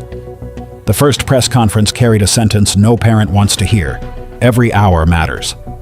3 days later, April 4th, Easter Monday, the search ended in a drainage ditch in rural DeKalb County, about 20 miles from Fort Wayne. A jogger spotted something pale among last winter's dead grass and called it in. Deputies arrived first, then detectives, stepping carefully along the culvert's edge. The spring air was raw, the ground still soft from thaw. There, in shallow water and cattails, they found April. What should have been a long weekend of services and egg hunts became a vigil. The autopsy confirmed what the scene suggested: sexual assault and strangulation. One of April's shoes was missing. Near the body, crime scene techs collected a used condom, an item bagged and sealed with the same meticulousness they would give a shell casing or a knife. In 1988, DNA was a promise more than a practice, but these detectives preserved what they had with the hope that one day, science would be able to hear what it contained. The city's grief was immediate and public. Teachers wept in hallways. Classmates clutched each other's hands at a hastily arranged memorial. At the Tinsley home, reporters kept a respectful distance as neighbors laid stuffed animals and lilies on the porch. April's mother, voice frayed, spoke of her baby girl who loved to draw and ride her bike in circles until she was dizzy, then laugh it off. Her father stood beside her, saying little. The absence beside him said enough. Investigators pushed hard. They re-interviewed every witness along April's route, cross-checking times and traffic. They brought in truck drivers, factory workers, and registered sex offenders for questioning. They recharted the blue pickup's possible paths out of Fort Wayne and into DeKalb County, mapping the quickest exits and the quietest back roads. Evidence technicians dusted and lifted latent prints from a wide net of items, compared tire impressions near the ditch, and logged every scrap that could be logged. Tips flooded the hotline. Most fizzled within hours, a few within minutes. None broke the case. Fort Wayne changed in small, daily ways that told a larger truth. Parents who once let kids roam until the streetlights blinked on began calling them home by late afternoon. Bike locks sold out. School assemblies reminded children about stranger danger, a phrase that landed harder now. The local paper ran front pages that called April's abduction and murder every parent's nightmare. And for months, that wasn't hyperbole. It was the atmosphere. Inside the task room, detectives kept returning to the same tension. Parts of the crime looked opportunistic: the daylight grab, the quick flight north. Other elements felt calculated: the ditch, the missing shoe, the distance just far enough to cross a county line. The only certainty was the brutality, and the small, silent vial now stored in evidence, holding the thing the killer couldn't change: his DNA. For 2 years, Fort Wayne lived with silence. April's killer had vanished, leaving behind only grief and unanswered questions. But in 1990, he re-emerged in a way that chilled detectives to the bone. On a barn door in Fort Wayne, scrawled in crude crayon, were the words, "I kill 8-year-old April Marie Tinsley. Did you find the other shoe? Ha ha, I will kill again." It was a farmer who discovered the message and called police. Investigators rushed to the scene, hearts sinking as they realized the writing contained details never released to the public: April's missing shoe. For years afterward, nothing more surfaced. Then, in 2004, the nightmare returned. Children began finding anonymous notes, tucked into mailboxes, left on bicycles, wedged into fences. They were written in poor grammar, threatening in tone. One read, "Hi, honey, I've been watching you." Some arrived in plastic bags that also contained used condoms. Parents turned them over to police, horrified. When DNA was tested, the results were undeniable. The profile matched the 1988 crime scene sample. April's killer wasn't just alive, he was still in Fort Wayne, still watching, still mocking. Law enforcement escalated. The FBI joined Indiana State Police and Fort Wayne detectives to form a task force. Criminal profilers from Quantico examined the notes and behavior. Their conclusion was grim. The killer was likely a local man, socially isolated with limited education and a blue-collar job. He had probably lived in the Fort Wayne area all his life, familiar enough to slip into neighborhoods unnoticed. He was methodical in his taunts, yet careless enough to leave behind his DNA every time. Still, science in 2004 had limits. CODIS, the National DNA Database, came back empty. The killer had never been arrested for a crime requiring DNA submission. His genetic profile was as distinct as a fingerprint, but without a name, it was a fingerprint floating in the void. By the summer of 2018, 3 decades had passed since April Tinsley's abduction and murder. Generations of detectives had carried her case file, only to hand it down in frustration. Then came the turning point. Investigators turned to forensic genetic genealogy, a tool that had begun rewriting what was possible in unsolved cases. Working with Parabon Nanolabs, they uploaded the preserved DNA profile from April's killer, taken from the 2004 taunting notes, into GEDmatch, a public genealogy database. Within weeks, genealogists built out family trees, branching backward through distant cousins and forward into northeast Indiana. All of the branches converged on one man, John D. Miller. Miller was 59 years old, living alone in a rundown trailer in Grabille, Indiana, barely 20 miles from where April's body had been found. On the surface, he was ordinary, a factory worker who kept to himself, unremarkable in every way. But in retrospect, he matched the FBI's behavioral profile with eerie precision. Socially isolated, blue-collar, poor interpersonal skills, local to Fort Wayne his entire life. The kind of man who could fade into the background of the community, unnoticed yet ever present. Detectives put him under surveillance. They watched his comings and goings, his solitary routines. Eventually, they collected DNA from his trash, used condoms and household items he had discarded. When the lab results came back, the conclusion was beyond doubt. Miller's DNA matched the profile from April's 1988 murder and the later taunts. The faceless predator, who had mocked Fort Wayne for decades, finally had a name. On July 15, 2018, detectives approached his trailer.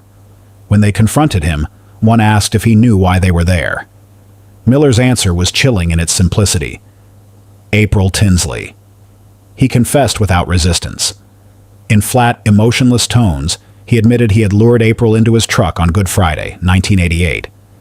He told detectives he took her to his home, assaulted her, strangled her, and dumped her body in DeKalb County. He acknowledged leaving the taunting notes years later, explaining he couldn't stop himself from bragging. The lack of remorse struck investigators.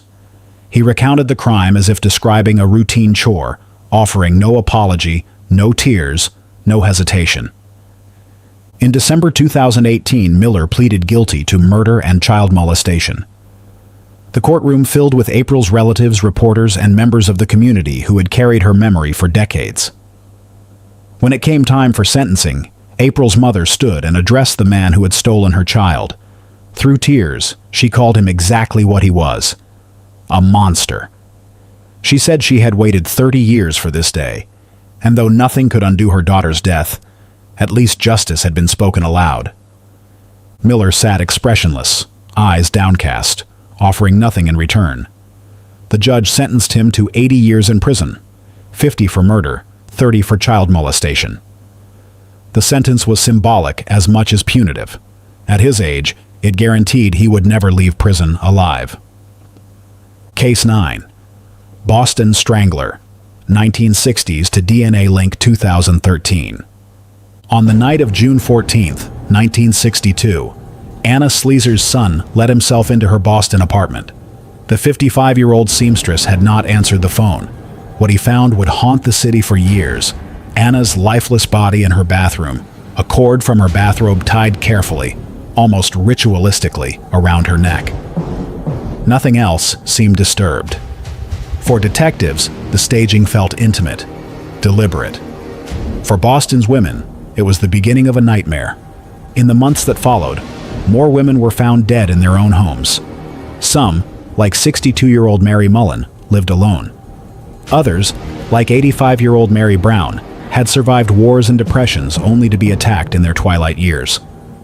At the other end of the spectrum was 19-year-old Mary Sullivan, who had just moved to Boston for a new secretarial job, excited about her independence. All were strangled. Many were sexually assaulted. Nearly all were left posed, with their stockings or scarves used as ligatures. Police Commissioner Edmund McNamara stood before cameras in 1963 and admitted the city was in crisis. This city is living in fear of a madman. Newspapers fed that terror with screaming headlines: "Strangler strikes again." Radios broadcast warnings. In the grocery stores and laundromats of Dorchester, Cambridge, and Back Bay, conversations always circled back to the same question: who would be next? The forensics of the time gave detectives little to work with. Semen samples were preserved, but DNA analysis was still decades away. Fingerprints smudged on doorknobs and windowsills pointed to no one. No signs of forced entry suggested that the killer charmed or conned his way inside. The evidence showed a pattern of confidence and control, but no name. As the murders continued through 1962, 1963, and into 1964, the public response turned desperate. Hardware stores sold out of deadbolts and window locks. Locksmiths worked overtime, and women began refusing to answer their doors, even to neighbors. Families moved elderly relatives out of the city. Boston was a city under siege, not from a foreign enemy, but from someone who walked its streets, unseen, every day.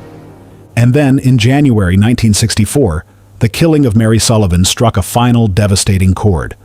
The 19-year-old had been full of life, eager for her new job and her future. She was found dead in her apartment on Charles Street, a scarf tied around her neck, a card from a friend placed near her body. Detectives described it as the most haunting crime scene they had ever witnessed.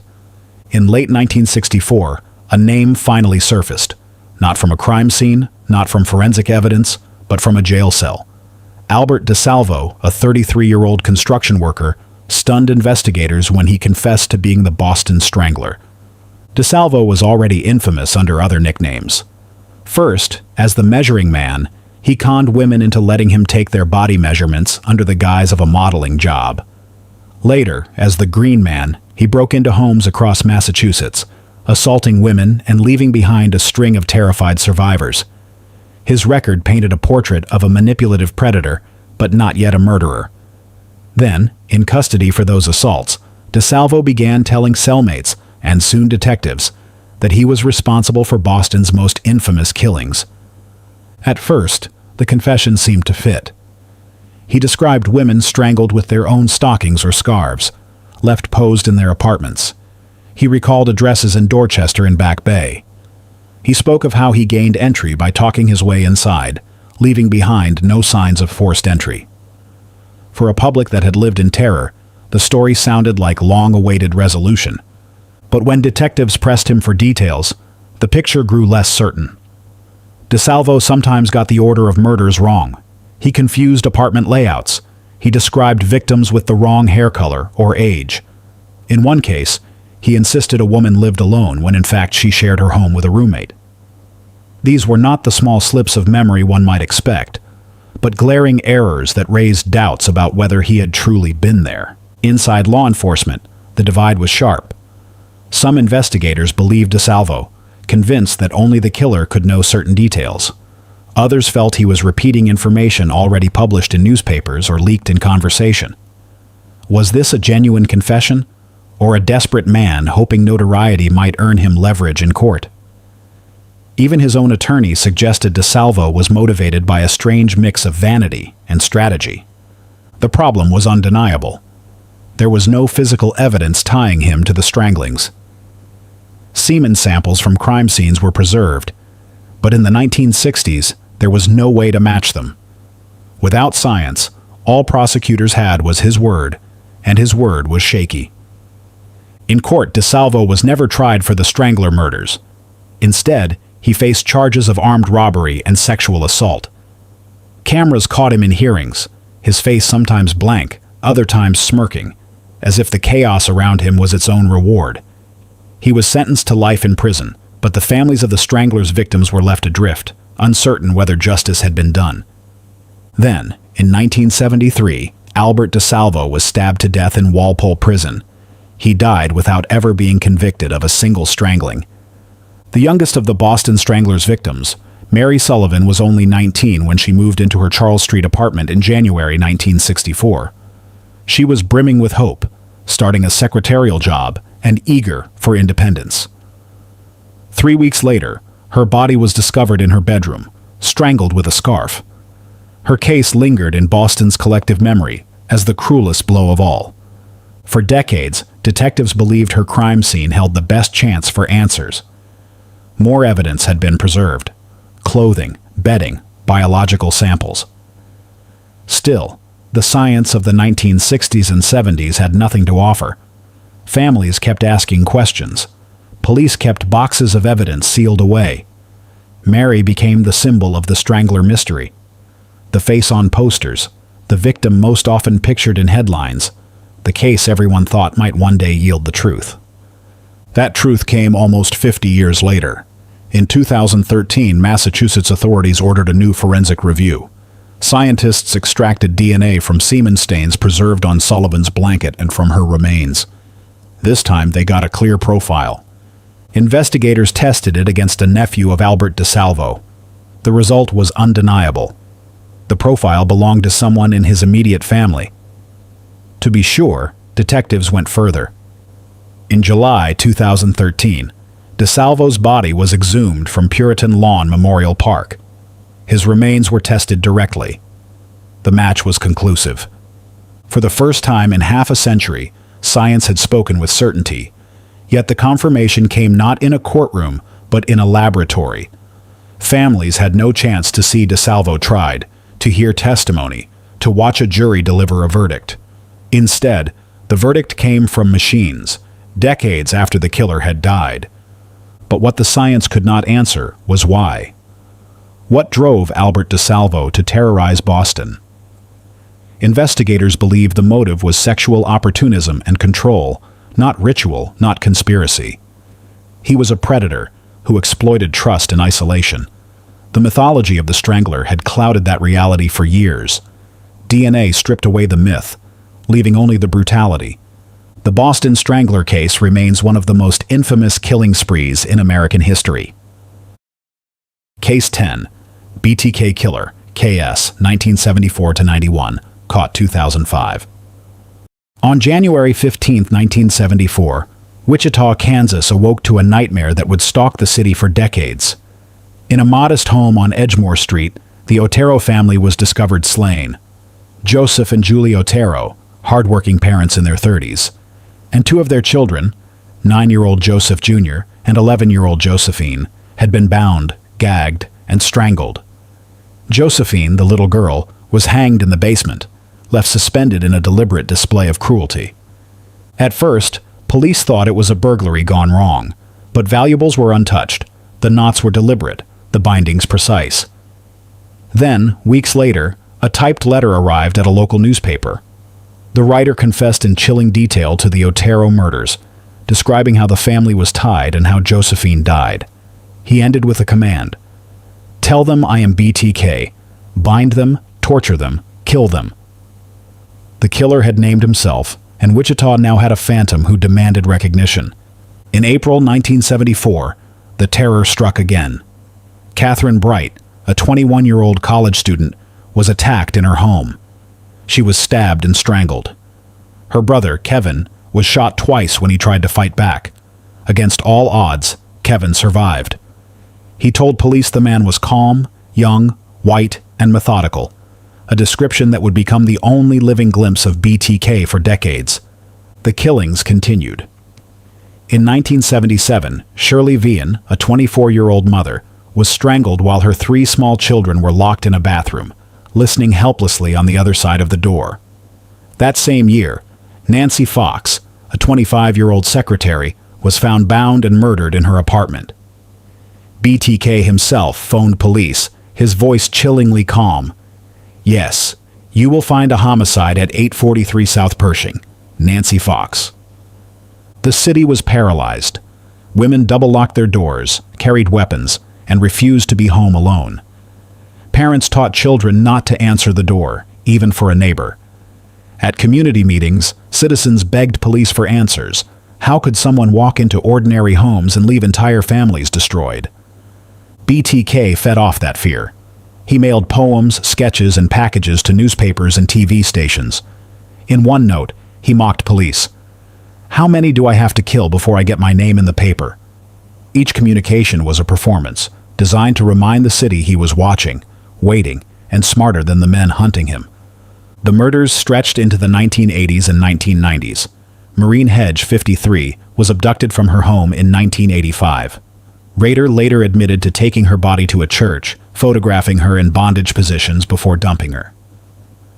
In 1986, Vicky Vagerla, a 28-year-old mother of 2, was strangled in her home. BTK stole her camera, later sending photographs of her corpse to police as proof of his authorship. In 1991, his last known victim, Dolores Davis, 62, was abducted, bound, and killed, her body hidden beneath a bridge. After the brutal killing of Dolores Davis in January 1991, the murders stopped. Wichita exhaled, but the relief was uneasy. Police boxed the case files, labeling them cold. Around kitchen tables and in quiet conversations, people wondered aloud, had BTK died? Was he in prison for some other crime? Or had he simply chosen to stop? For the families of Catherine Bright, Shirley Vian, Nancy Fox, Dolores Davis, and others, the silence was not peace. Every birthday, every holiday passed with an empty chair, and anniversaries reopened wounds. Detectives who had chased leads for years felt the frustration of unfinished business. They had sketches from survivors like Kevin Bright, witness sightings from neighbors, and piles of tips that led nowhere. "We boxed the files," one officer later said, "but we never buried them." They preserved semen samples, hairs, and even the bindings Rader had used, knowing science might one day catch up. In the 1990s, CODIS was still young. They ran the profiles anyway, only to hit dead ends. BTK had never been arrested for a crime that required DNA collection. Meanwhile, Dennis Rader cultivated his mask. In Park City, he became the compliance officer, the man neighbors dreaded for citing them over grass too long or dogs off leash. At Christ Lutheran Church, he rose to council president, his voice steady in prayer and scripture. He led Cub Scout outings, teaching knots and discipline. Behind closed doors, his other life festered. He sketched women bound in elaborate restraints, wrote stories he titled Projects, and cataloged his murders with chilling precision. To co-workers and parishioners, he was fussy but ordinary. To himself, he was BTK. As the years rolled into decades, the legend began to fade for some. Younger Wichitans grew up hearing only whispers of the killer who once stalked their city. But for the victims' families, there was no fading. Each year they lit candles, gathered at vigils, and told reporters they hadn't given up.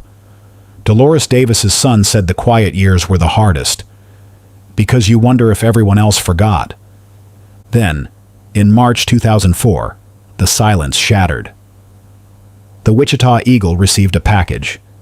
Inside was Vicky Vagerla's driver's license, stolen from her purse back in 1986, along with grisly photographs of her corpse posed by the killer. The evidence was irrefutable. BTK had never gone away. He was alive, watching, and once again demanding attention. For over a decade, Wichita believed BTK might be dead, locked away, or simply a ghost of the past. But in 2004, the silence broke. Packages began appearing, left in remote spots or tucked into cereal boxes, a mocking play on the word cereal. Inside were poems, cryptic puzzles, and dolls bound with cords. One doll was tied at the hands and feet, another placed inside a miniature box. In one of his letters, he asked detectives directly, almost casually, "Can a floppy disk be traced?" Investigators saw their chance. Through a coded newspaper ad, they assured him it was safe. BTK, so certain of his own superiority, took the bait. In February 2005, a purple Memorex floppy disk arrived at KSAS-TV in Wichita. Digital forensics quickly stripped away his disguise. Metadata showed the disk had last been used by a man named Dennis on a computer at Christ Lutheran Church. Investigators' jaws tightened. The elusive killer who called himself BTK was not only alive, but serving as president of a church council, a Cub Scout leader, and Park City's compliance officer. His name, Dennis Rader. Detectives moved carefully. They placed Rader under quiet surveillance, documenting his every movement. A subpoena allowed them to obtain DNA from his daughter's pap smear at a Kansas medical facility. It was an extraordinary step, and it worked. The genetic profile matched semen collected from the murder scenes decades earlier. After 30 years, BTK's mask was gone. On February 25, 2005, police pulled Rader over as he drove near his home. Calm, confused, he was taken into custody. In the interrogation room, he quickly unraveled. Asked if he knew why he was there, Rader replied, "I think you have me for the BTK murders." He then launched into a chillingly clinical recounting of his crimes, calling them projects. He described step by step the night he strangled 21-year-old Catherine Bright while her brother fought for his life. He spoke of the Otero family, Joseph, Julie, and their children Josephine and Joseph Jr., murdered in their home in January 1974.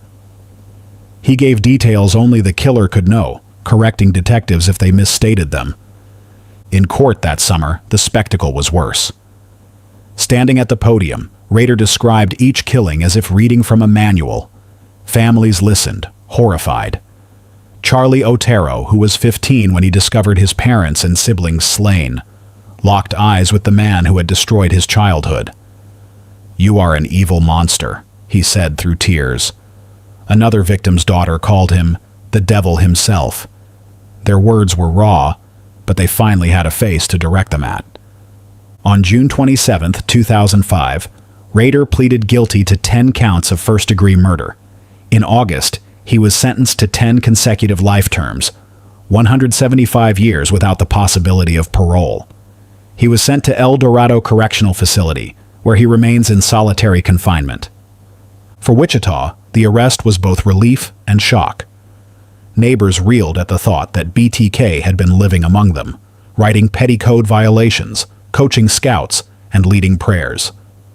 A city haunted for 3 decades finally had closure, but scars lingered. Parents still told children not to walk alone. Families of victims lived with grief that even justice could not erase. Rader's downfall came not from brilliance or luck, but from arrogance. He believed a floppy disk couldn't betray him. In the end, his pride did what decades of investigation could not. Case 11. Princess Doe, New Jersey 1982 to ID 2022. On the morning of July 15, 1982, a gravedigger walked the quiet rows of Cedar Ridge Cemetery in Blairstown, New Jersey.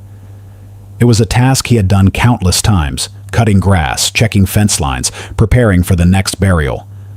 But that morning, his routine ended in horror. Near the tree line, just beyond the graves, he spotted a shape that did not belong. It was the body of a young girl. He froze, realizing instantly that this was no accident, no mourner overcome with grief. Her body had been beaten so severely that her face was unrecognizable, her features obliterated. Shaken, he called authorities. In minutes, police cars were rushing down the gravel path, their sirens a jarring intrusion into a place meant for peace. The victim was a teenager, later estimated to be between 14 and 18 years old, about 5 feet 2 inches, with long reddish-brown hair. She wore a red and white blouse tucked into a floral skirt, and around her neck hung a simple necklace. To the detectives arriving on scene, it looked as though she had dressed herself carefully, perhaps for a summer outing or a visit with friends. But someone had turned her last moments into something brutal and merciless. The medical examiner would determine she had died from blunt force trauma to the face and head. The savagery was unlike anything local investigators had seen. Whoever killed her had struck until there was no face left to recognize, as if determined to erase her very identity. Based on lividity and insect activity, she had likely been killed 1 to 2 days before her discovery. No identification was found on or near her body. No purse, no wallet, no schoolbook left behind. The cemetery gave detectives no clues, only silence. One officer muttered that it felt as though she had been dropped there just to vanish. Without a name, investigators could do little but speculate. Was she a runaway, separated from her family? A foster child who slipped through the cracks? A teenager trafficked and discarded? Each theory seemed possible, and each only deepened the mystery. The case quickly drew attention beyond Blairstown. The FBI added her to the National Crime Information Center, NCIC, making her the very first unidentified person in the system. That milestone spoke volumes. For the first time, the United States was formally acknowledging that unidentified victims mattered as much as those still reported missing. She was not just a Jane Doe, but a Princess Doe. From the start, investigators believed solving the murder depended on restoring the girl's name.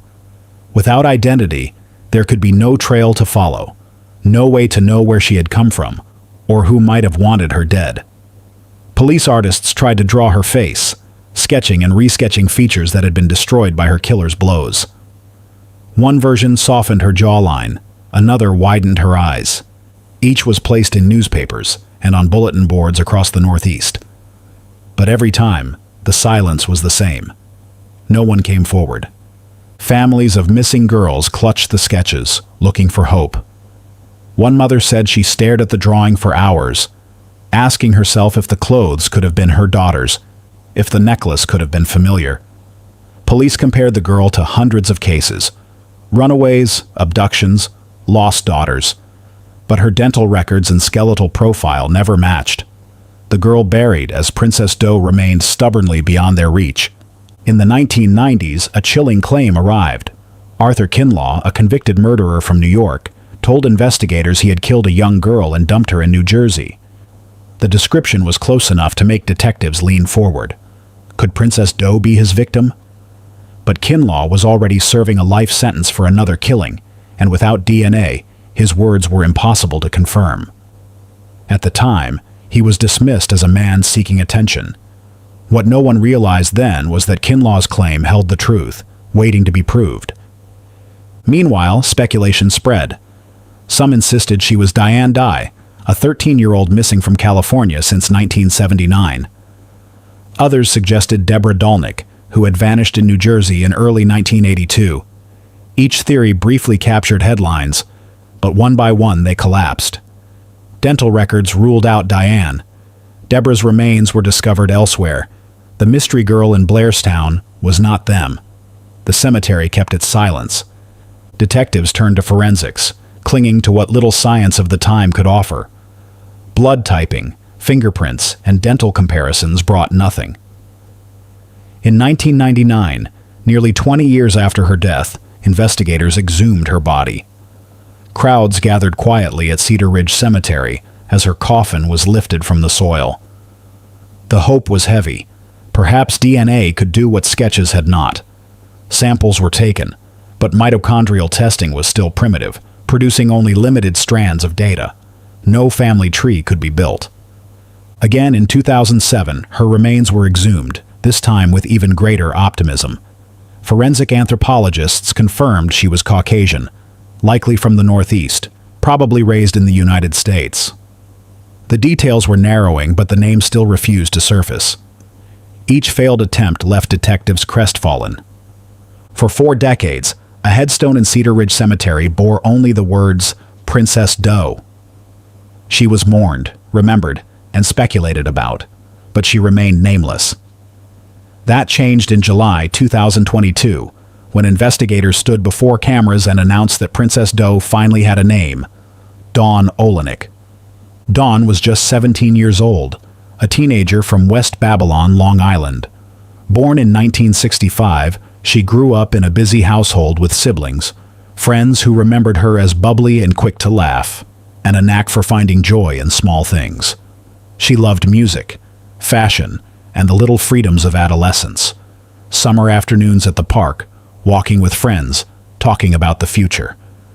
But those plans never came to pass. In the summer of 1982, Dawn disappeared after telling friends she was going to meet a man.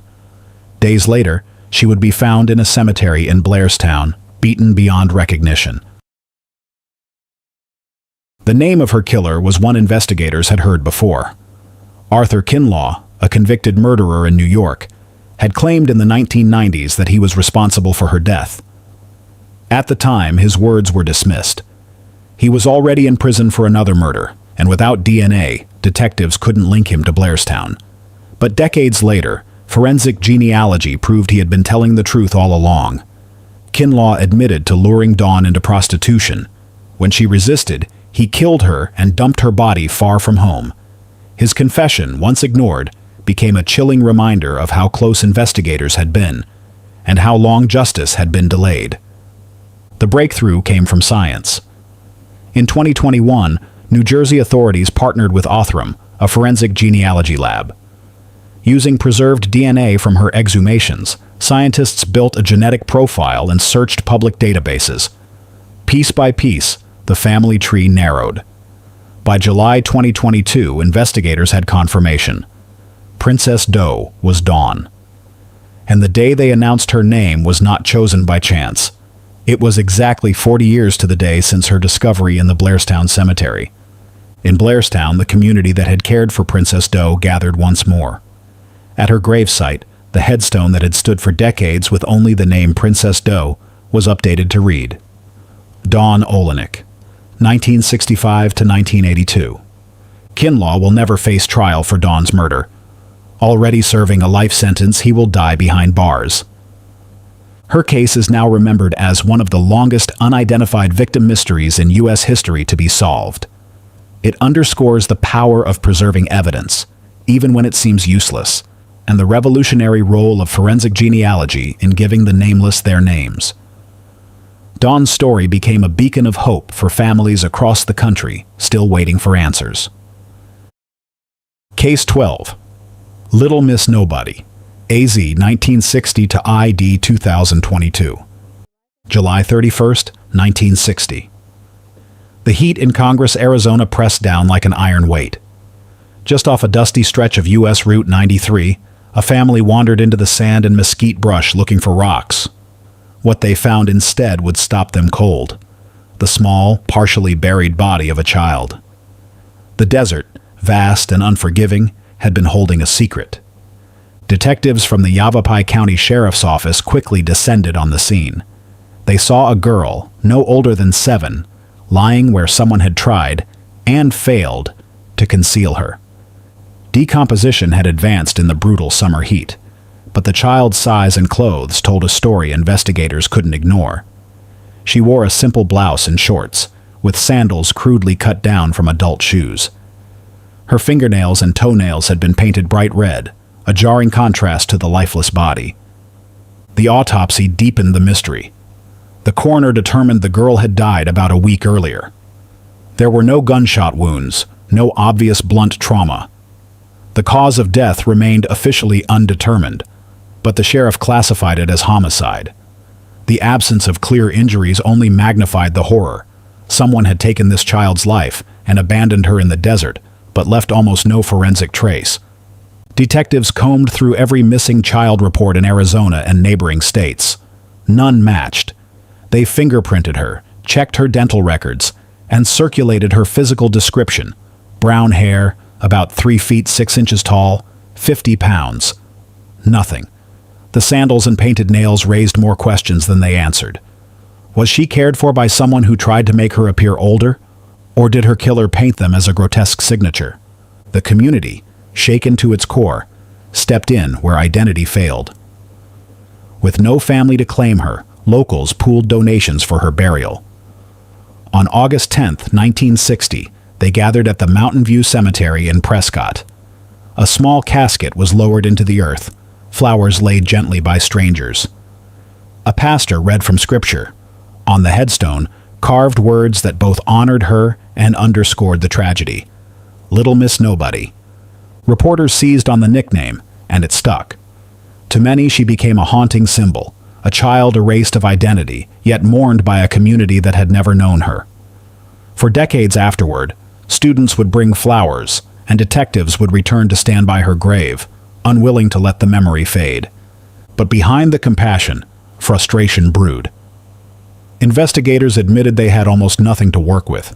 One sheriff's deputy told the press, "We can't match her to anyone.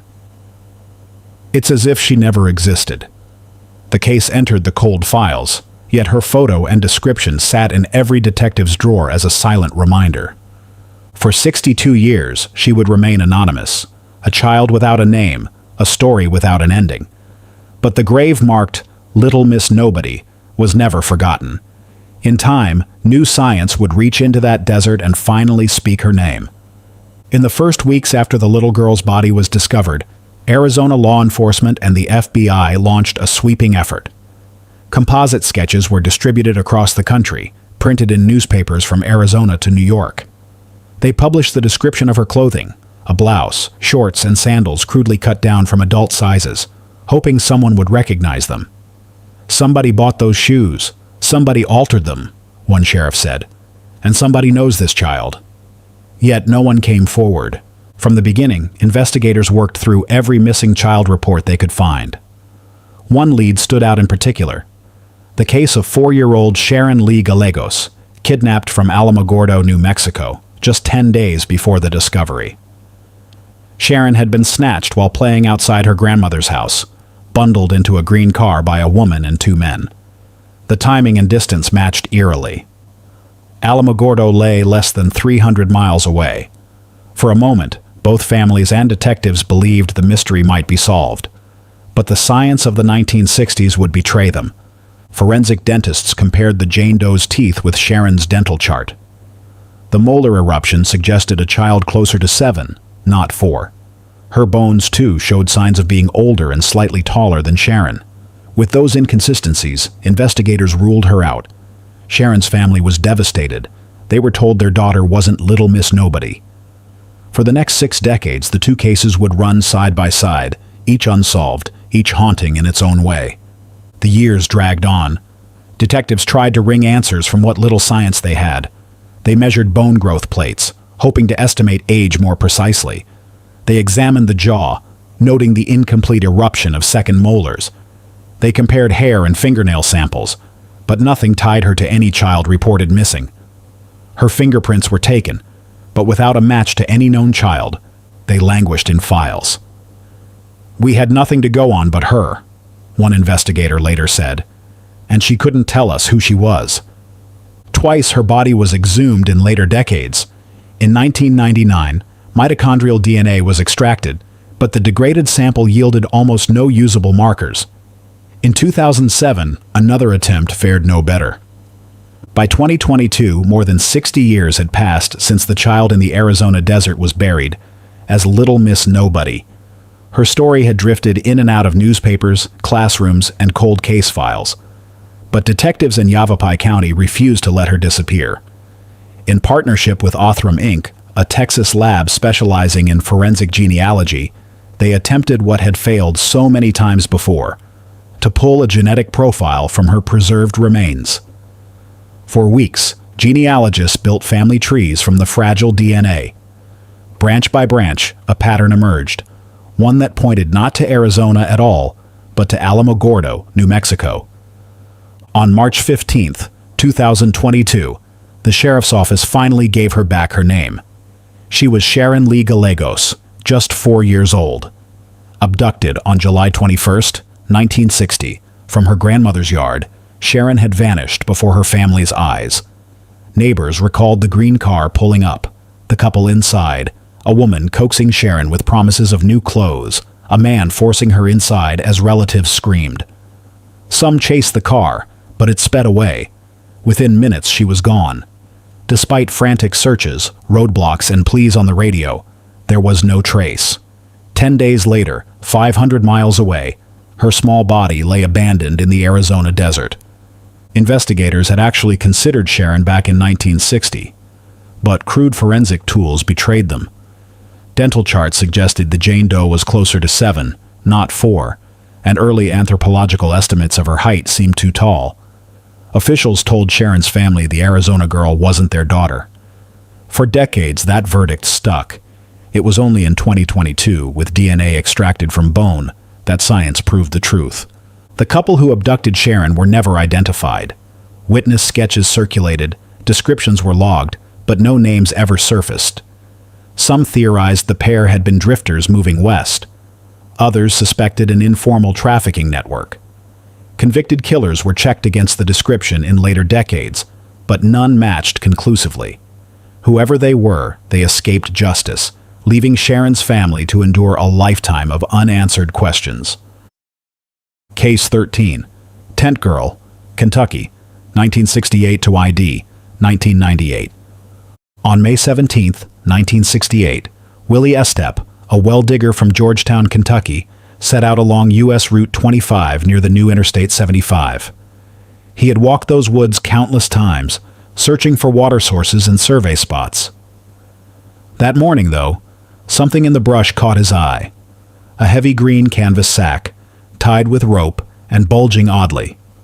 At first, he thought it might be discarded camping gear, but as he bent down and tugged it open, the sight inside stopped him cold. Estep staggered back. Inside the sack was the body of a young woman, badly decomposed, her limbs curled unnaturally by the constraints of the fabric. "I knew right away it wasn't right," he later told investigators. Shaken, he ran for help. Within hours, the quiet roadside was crowded with sheriff's deputies, state troopers, and a coroner trying to piece together what had happened. The autopsy painted a grim picture. She was a white female, likely between 16 and 19 years old, standing around 5 feet 1 inch to 5 feet 2 inches, and weighing 110 to 115 pounds. She had brown hair and hazel eyes.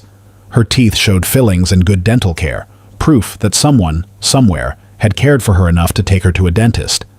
The cause of death was blunt force trauma to the head, though examiners could not rule out suffocation as well. What was certain was that she had been dead for months, most likely since the winter of 1967 or early spring of 1968. The sack itself became her only identifier.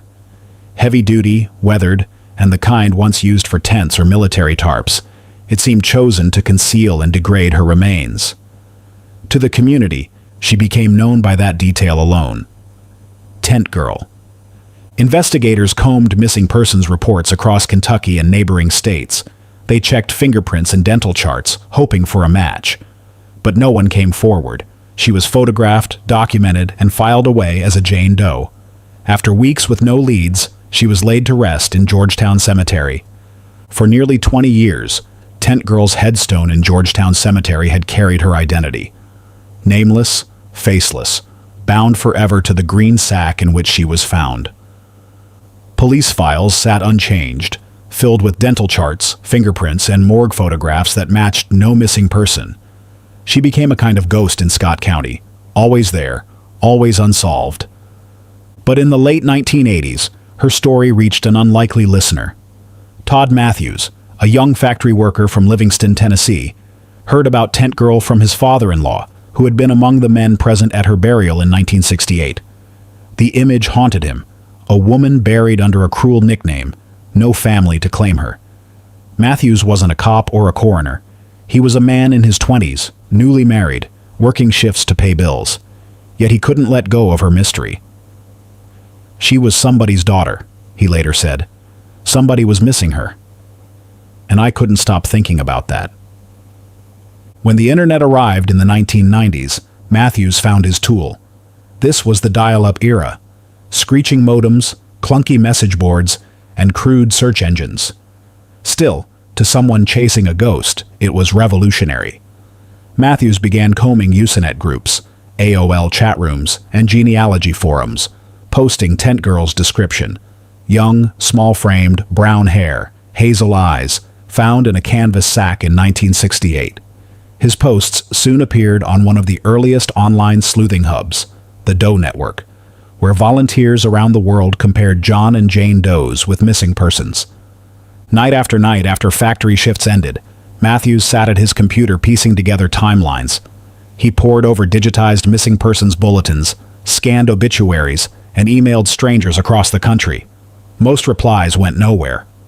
Dozens of missing girls seemed to fit, but age gaps, timelines, or dental records ruled them out.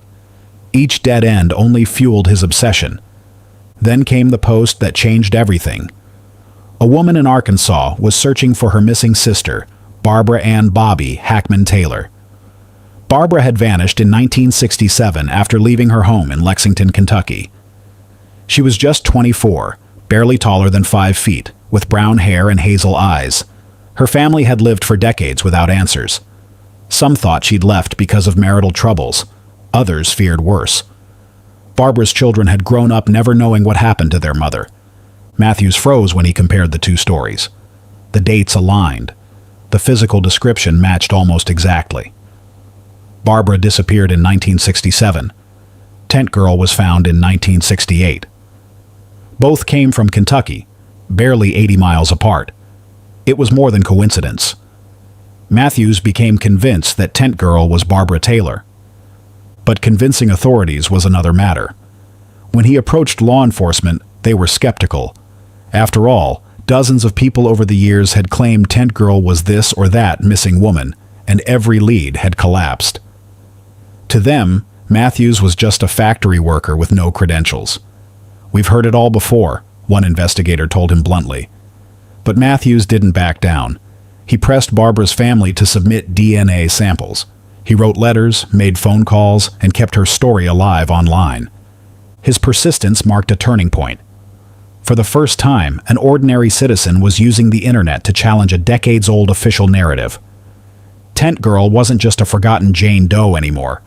She was part of a national conversation, carried from one forum to another, drawing in strangers who cared. Matthews's obsession had transformed into a movement. By the late 1990s, technology had finally caught up. DNA comparisons were possible in a way they had never been in 1968. Samples from Barbara's relatives were prepared. Matthews had pushed the case as far as an outsider could. Now the truth would have to come from science. In 1998, the silence finally broke. Forensic DNA analysis, spurred on by Todd Matthews' relentless pursuit, revealed what investigators and families had been waiting for. Tent Girl was Barbara Ann Bobby Hackman Taylor, a 24-year-old mother of 2 from Louisville, Kentucky. The woman once seen only as a mystery in burlap suddenly had a face, a family, and a name. Barbara was born in 1943 in Kentucky, remembered by her siblings as warm and devoted. She married George Earl Taylor and had 2 daughters, but her marriage was marked by instability. When she disappeared in late 1967, Earl told family members she had left him voluntarily, sparking rumors she had abandoned her children. Her relatives never truly believed it. They described Barbara as gentle and maternal, the kind of woman who tucked her girls into bed and sang them to sleep. To vanish without a trace was unthinkable. For decades, the family grieved in silence, not knowing where she had gone. When Barbara's identity was confirmed, suspicion swiftly turned to Earl Taylor. He had been the last person to see her alive. Investigators uncovered a troubled relationship, with reports that Barbara wanted to leave but was afraid. Earl remarried, moved out of state, and lived quietly until his death in 1987. He was never charged, never forced to stand in a courtroom, and never confronted with what many now believe he did. For detectives, the case was essentially closed, but unsatisfying. The man they viewed as her likely killer was beyond reach of the law. Barbara's re-identification brought both relief and sorrow. Her daughter spoke at the reburial ceremony. "At least we can bring her home and say goodbye properly." For the Hackman family, the truth ended decades of torment, but left the sting of justice denied. In Georgetown, where locals had tended Tent Girl's grave for 30 years, the news carried its own bittersweet resonance. They had cared for her as one of their own, never knowing her real name. When Barbara was finally laid to rest under her true identity, many residents returned to the cemetery in tears, mourning a woman they had never met but had claimed in spirit. Today, Barbara Hackman Taylor rests under her family's name. Yet the original Tent Girl headstone remains in Georgetown Cemetery, a permanent reminder of the years she lay unknown, and of the community that refused to let her be forgotten. Her case, solved not by detectives alone, but by a factory worker with an internet connection, marked a turning point. It birthed the Doe Network and proved that persistence, even from outside official circles, could restore the stolen dignity of the nameless. Case 14. Buckskin Girl. OH. 1981. ID 2018. On the morning of April 24, 1981, a farmer in rural Troy, Ohio, pulled his truck onto a quiet country lane, scanning the roadside for debris. He spotted what looked like a discarded bundle, perhaps an animal or trash tossed from a passing car. But as he drew closer, dread welled up in his chest. Lying face up in the grass was the body of a young woman. "I knew right away it was bad," he later told deputies. "That's something you don't ever forget." He backed away and called the sheriff, his voice shaking. When deputies arrived, the scene told a chilling story. The woman was no more than 20 or so, with long reddish-brown hair neatly braided into pigtails, her face bruised from blows that spoke of violence. She wore faded jeans and a tan buckskin-style poncho with fringe, a garment so distinctive it immediately became her defining feature in headlines. At first glance, there were no signs of robbery, no purse, no wallet, no ID. Whoever left her here had stripped away her name as deliberately as they had her life. The coroner later confirmed she had been strangled. Her teeth showed signs of good dental care, with silver fillings and no decay. A girl who had once been cared for. Toxicology found no drugs, no alcohol. This was not the case of someone lost to addiction or neglect. She was clean, healthy, and young, yet abandoned on the side of an Ohio road. Investigators were convinced she had been killed elsewhere and dumped here under the cover of darkness. Detectives canvassed the area, questioning truckers, neighbors, and farmers. Tire tracks were inconclusive. No fingerprints could be recovered. Even the poncho, her one striking identifier, yielded no traceable origin. The killer had left behind nothing to follow. Sheriff's deputies appealed to the press, asking if anyone recognized the clothing or hairstyle. The buckskin garment quickly gave her a name, the Buckskin Girl. In Troy and surrounding towns, unease spread fast. Parents warned daughters not to walk alone. Farmers locked doors that had stayed open for decades. It could have been anyone's child, one mother told a local reporter. Candlelight vigils were held, but as weeks passed with no answers, fear gave way to frustration. Detectives worked the case with urgency, but each day that passed without a lead deepened the sense that the killer had slipped into the shadows. The case file grew thicker with photographs and sketches, yet the answers remained absent. And that was only the beginning. What came next was a flood of false leads, composites, and dead ends that would keep the Buckskin Girl in limbo for nearly 40 years. From the moment she was found, investigators worked to give Buckskin Girl back her face. Composite sketches were drawn in 1981, another set in the 1990s, and computer-enhanced reconstructions in the 2000s. Each image showed a young woman with neatly braided hair and soft features, framed by that fringed poncho. The sketches circulated through law enforcement bulletins and appeared in true crime magazines. Local TV anchors in Dayton and Cincinnati pleaded with viewers, "Do you recognize her?" But no one ever called to say yes. Forensics offered little more comfort. Fingerprints were taken and carefully filed, but no match came back from AFIS. Her dental records were compared to missing girls across the United States, everyone excluded. By the 2000s, isotope testing gave detectives a faint clue. She had probably grown up somewhere in North America, most likely the eastern or midwestern states. It was geography measured in thousands of miles, far too broad to close in on a single family. Investigators chased one false trail after another. She was entered into NamUs and CODIS as an unidentified Jane Doe, her description cross-checked with hundreds of missing women reported from New York to Oklahoma. Each time, the answer came back the same. Not her.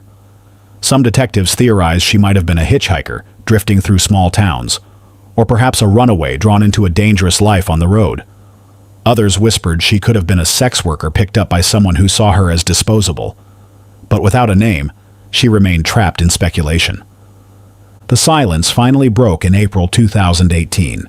After decades of unanswered questions, detectives turned to the DNA Doe Project, a non-profit built on the new science of forensic genealogy. They took the samples of Buckskin Girl's blood, preserved since 1981, and uploaded her genetic profile into GEDmatch. Piece by piece, distant cousin matches formed a family tree. Every branch pulled the mystery closer until the path ended in Arkansas. On April 11, 2018, authorities stood before cameras and announced her name, Marcia L. King, 21 years old. For 37 years, she had been Buckskin Girl.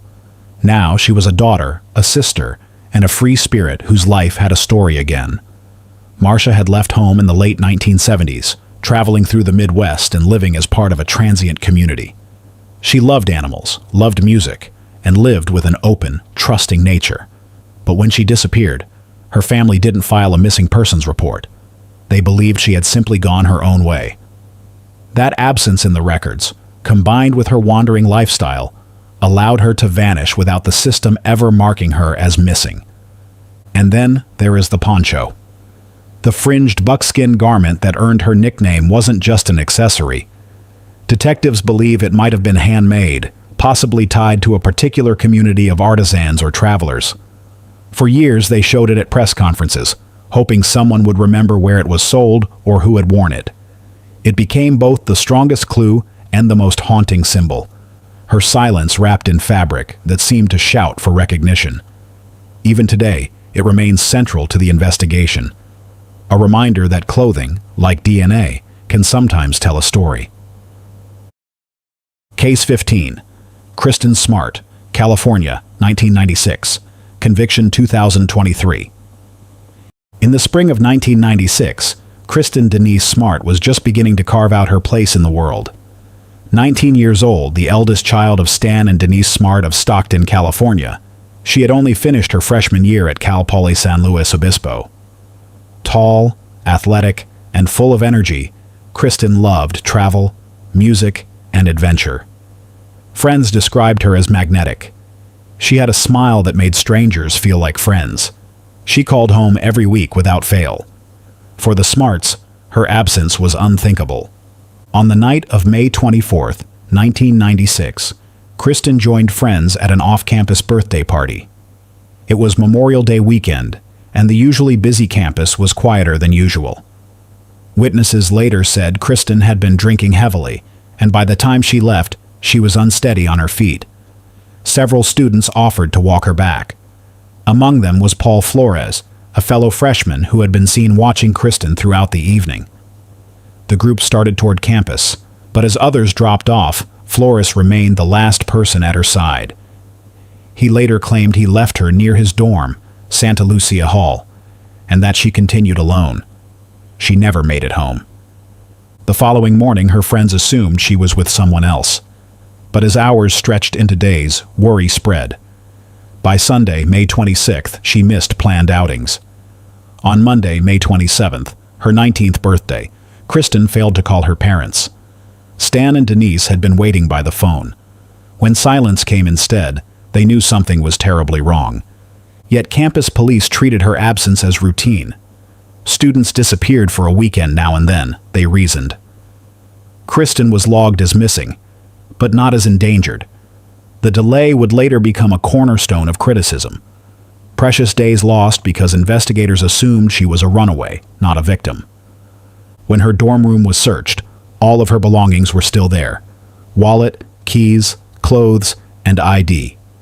Kristen hadn't packed, hadn't prepared, hadn't planned to leave.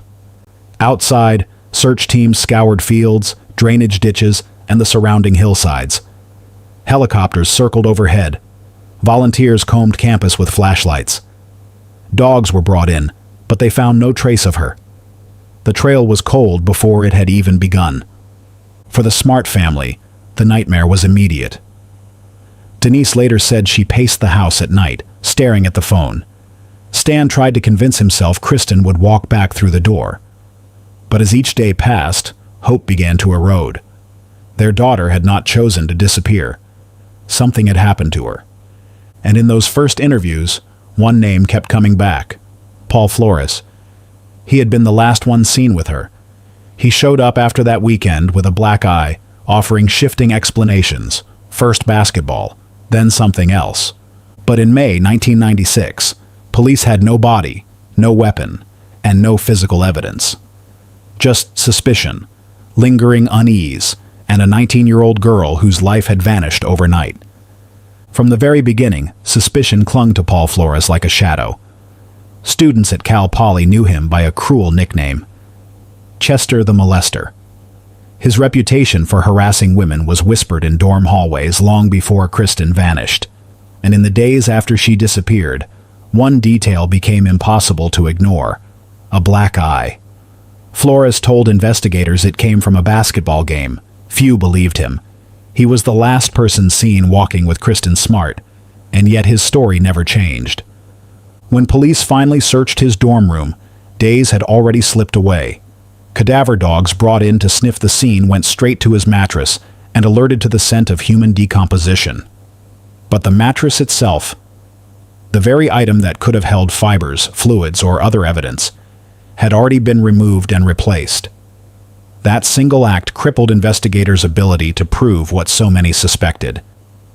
Kristen Smart had been with Paul Flores that night, and something terrible had happened. Throughout the late 1990s, investigators chased every lead they could. Ground searches were conducted around Cal Poly.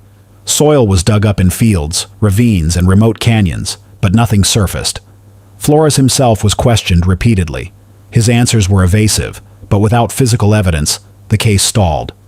Kristen's parents, Stan and Denise Smart, refused to let silence bury their daughter. In 1997, they filed a civil wrongful death suit against Flores, forcing him to sit in a courtroom. He invoked the Fifth Amendment and refused to answer. The lawsuit went nowhere, but it made one fact clear: the Smarts would never stop pressing. By the 2000s, the FBI and state investigators joined in. Properties tied to the Flores family were searched, including their home in Arroyo Grande. Cadaver dogs and ground-penetrating radar were used, and soil samples preserved for future testing. Items of interest were logged but proved inconclusive at the time. Again and again the case seemed to open, then close without answers. Each failure deepened the Smarts' anger and despair. Stan wrote letters to officials. Denise stood at vigils, speaking Kristen's name. Their faces became fixtures in local news, not just as grieving parents, but as critics of a justice system that had fumbled in the very first days. In 2019, San Luis Obispo's sheriff's office was under new leadership, and Kristen Smart's case was no longer treated as a cold file, but as an open wound that demanded resolution. Working alongside the FBI and state forensic teams, detectives re-examined every scrap of evidence. Ground-penetrating radar swept over properties tied to Paul Flores and his family. Cadaver dogs returned to areas that had been searched in the 1990s. This time, the dogs alerted again, specifically near Ruben Flores' backyard deck. When deputies began excavating in 2021, they found disturbed soil and chemical traces that strongly suggested human decomposition. Shovels cut into layers of dirt that had clearly been moved and replaced. Yet, no body surfaced. It was a moment both electrifying and crushing, the proof Kristen had once been there, but also a confirmation that she had been moved. Detectives concluded that Paul's father, Ruben, had helped bury her, and later conceal her again. On April 13, 2021, Paul Flores was arrested on murder charges. His father, Ruben, was taken in as an accessory, accused of helping his son hide the body for decades. For the Smart family, the sight of handcuffs on Paul was vindication of 25 years of certainty. For San Luis Obispo, it was the moment the name whispered for decades in suspicion was finally spoken in court. The trial of Paul Flores began in July 2022. Inside the courtroom, the public finally saw the man who had lived in shadows. Witnesses took the stand describing Paul's reputation at Cal Poly. Women testified that he was known as the creepy guy. One juror later recalled, visibly recoiling as a young woman recounted how Paul would corner intoxicated students at parties. The prosecution leaned heavily on cadaver dog alerts and the disturbed soil beneath Rubin's deck. Experts explained how chemical compounds in the soil were consistent with a body having once decomposed there. Prosecutors painted Paul as a predator who had stalked Kristen the night of the party, walked her toward his dorm, and silenced her forever. Paul Flores sat quietly, often expressionless. When prosecutors described Kristen's final night, he stared at the table, offering no reaction. For the smart family in the gallery, his silence only deepened their conviction that he had never felt remorse. Rubin Flores was tried separately. His defense argued there was no body, no proof he had dug anything up, and a jury ultimately acquitted him. For many, his acquittal stung. Another reminder of how close Kristen's remains had been, and yet how far justice still had to reach. In October 2022, after weeks of testimony, the jury returned. Paul Flores was guilty of murdering Kristen Smart. The Smart family embraced in tears. A quarter-century of waiting had been validated. In March 2023, Flores was sentenced to 25 years to life in prison. Your support keeps these forgotten cases alive. This channel exists because of viewers like you. Consider joining our YouTube membership to unlock exclusive perks, get behind-the-scenes content, and help us keep telling the stories of victims who finally found justice. Case 16. Lindy Sue Beekler, Pennsylvania, 1975. Arrest 2022. On the night of December 5, 1975, in Manor Township, Pennsylvania, 19-year-old Lindy Sue Beekler was meant to be settling into married life. Barely a year into her marriage to Philip Beekler, she was known in Lancaster County as quiet, friendly, and devoted to her family. She worked hard at her job, helped keep her home cozy, and cherished the holidays. That evening, she had been decorating her Christmas tree, evidence of a life just beginning to blossom. By midnight, her name would become etched into Pennsylvania's darkest murder files. Philip was the first to know something was wrong. After visiting his uncle, he returned to their apartment around 11 p.m., expecting to find his wife waiting. Instead, he walked into silence. The tree lights still glowed, but the scene was chaos. Furniture had been knocked askew. The smell of blood hung heavy in the air. When he stepped into the living room, his world collapsed. Lindy Sue lay on her back, a kitchen towel still clutched in one hand, her winter coat draped over her shoulders as though she had just come home.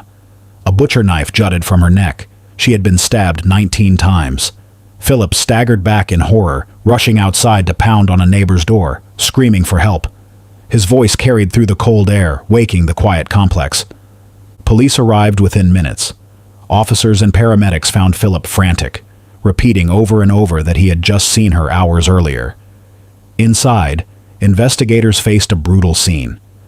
The medical examiner later documented multiple stab wounds to Lindy Sue's chest and abdomen, deep defensive cuts across her hands and arms showing she had fought desperately.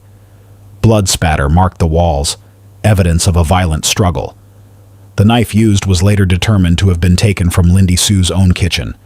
It had been left lodged in her body, as if the killer wanted to send a message of dominance or rage. Manor Township detectives were shaken. They combed the small apartment for clues, checking for forced entry, lifting fingerprints from door handles, and bagging the towel in her hand.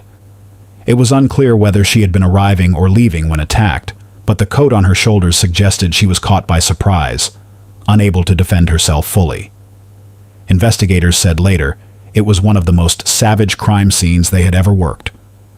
Word of the murder spread quickly through Lancaster County. The next morning, local headlines screamed of a newlywed slain in her apartment. Neighbors locked their doors and kept their children inside. Churches held impromptu prayer services. Residents were horrified that such violence could strike not in a dark alley of Philadelphia, but in the heart of their farming community. For Lindy Sue's parents and family, the grief was beyond comprehension. Their daughter, so full of promise, taken in the most brutal way imaginable. Detectives were left with questions, but no clear answers. No valuables were missing. No sign of robbery explained the rage. The attack seemed intensely personal, yet Lindy Sue had no known enemies. Her husband, though devastated, was immediately scrutinized, but his alibi checked out. Every clue only seemed to deepen the mystery. Still, the crime scene had preserved something vital. The killer's blood and biological material, invisible in 1975, but destined to outlast decades of dead ends. For investigators, the brutality suggested one thing: this was not random. But who had come into Lindy Sue's home that night, and why? The knife in her neck had spoken louder than any words. Yet it was not the only trace the killer had left behind.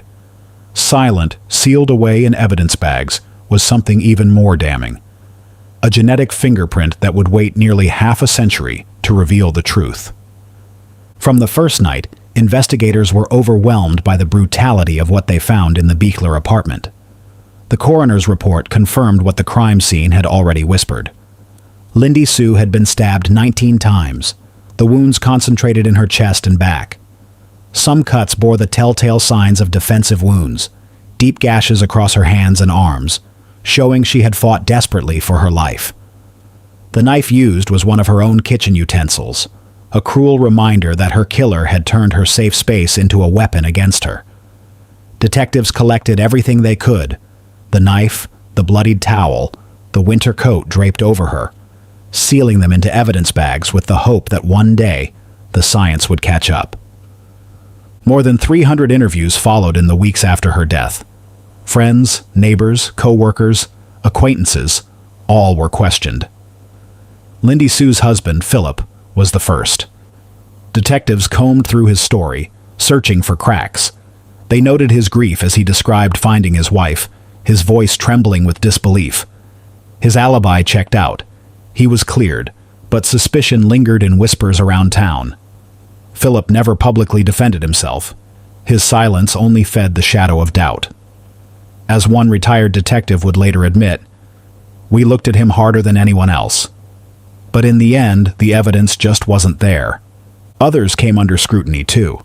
Men Lindy Sue had known socially, co-workers she had laughed with in the lunchroom, even drifters passing through Lancaster.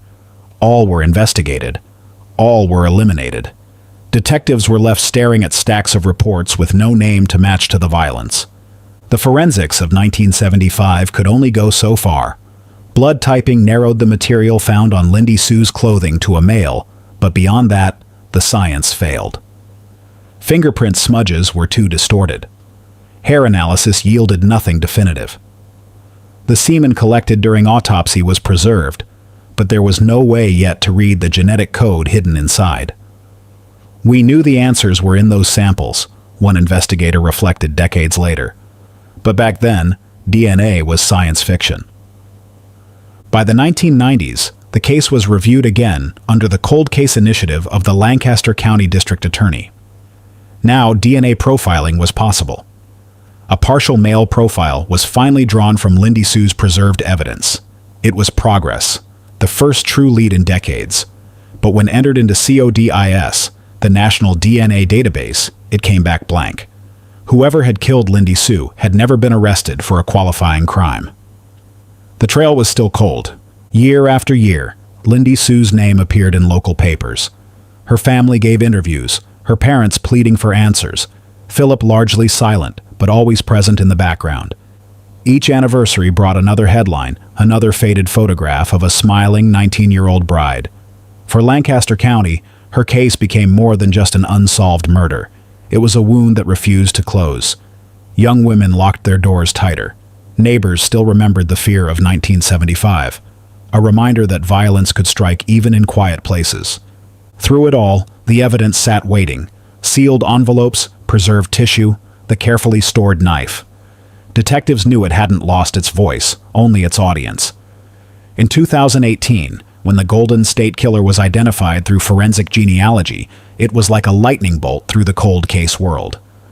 Suddenly, family trees could be built from scraps of DNA. Suddenly, killers who had hidden for decades could be tracked through their relatives. By 2020, Lindy Sue's case had haunted Lancaster County for nearly half a century. Then the district attorney's office turned to Parabon Nanolabs and genealogist C.C. Moore, the pioneers behind the Golden State Killer breakthrough. Using DNA preserved from Lindy Sue's clothing, Moore and her team began constructing a family tree. It was laborious work. Cousins, siblings, distant relatives traced through generations. Slowly, the branches converged on one name: David Sinopoli.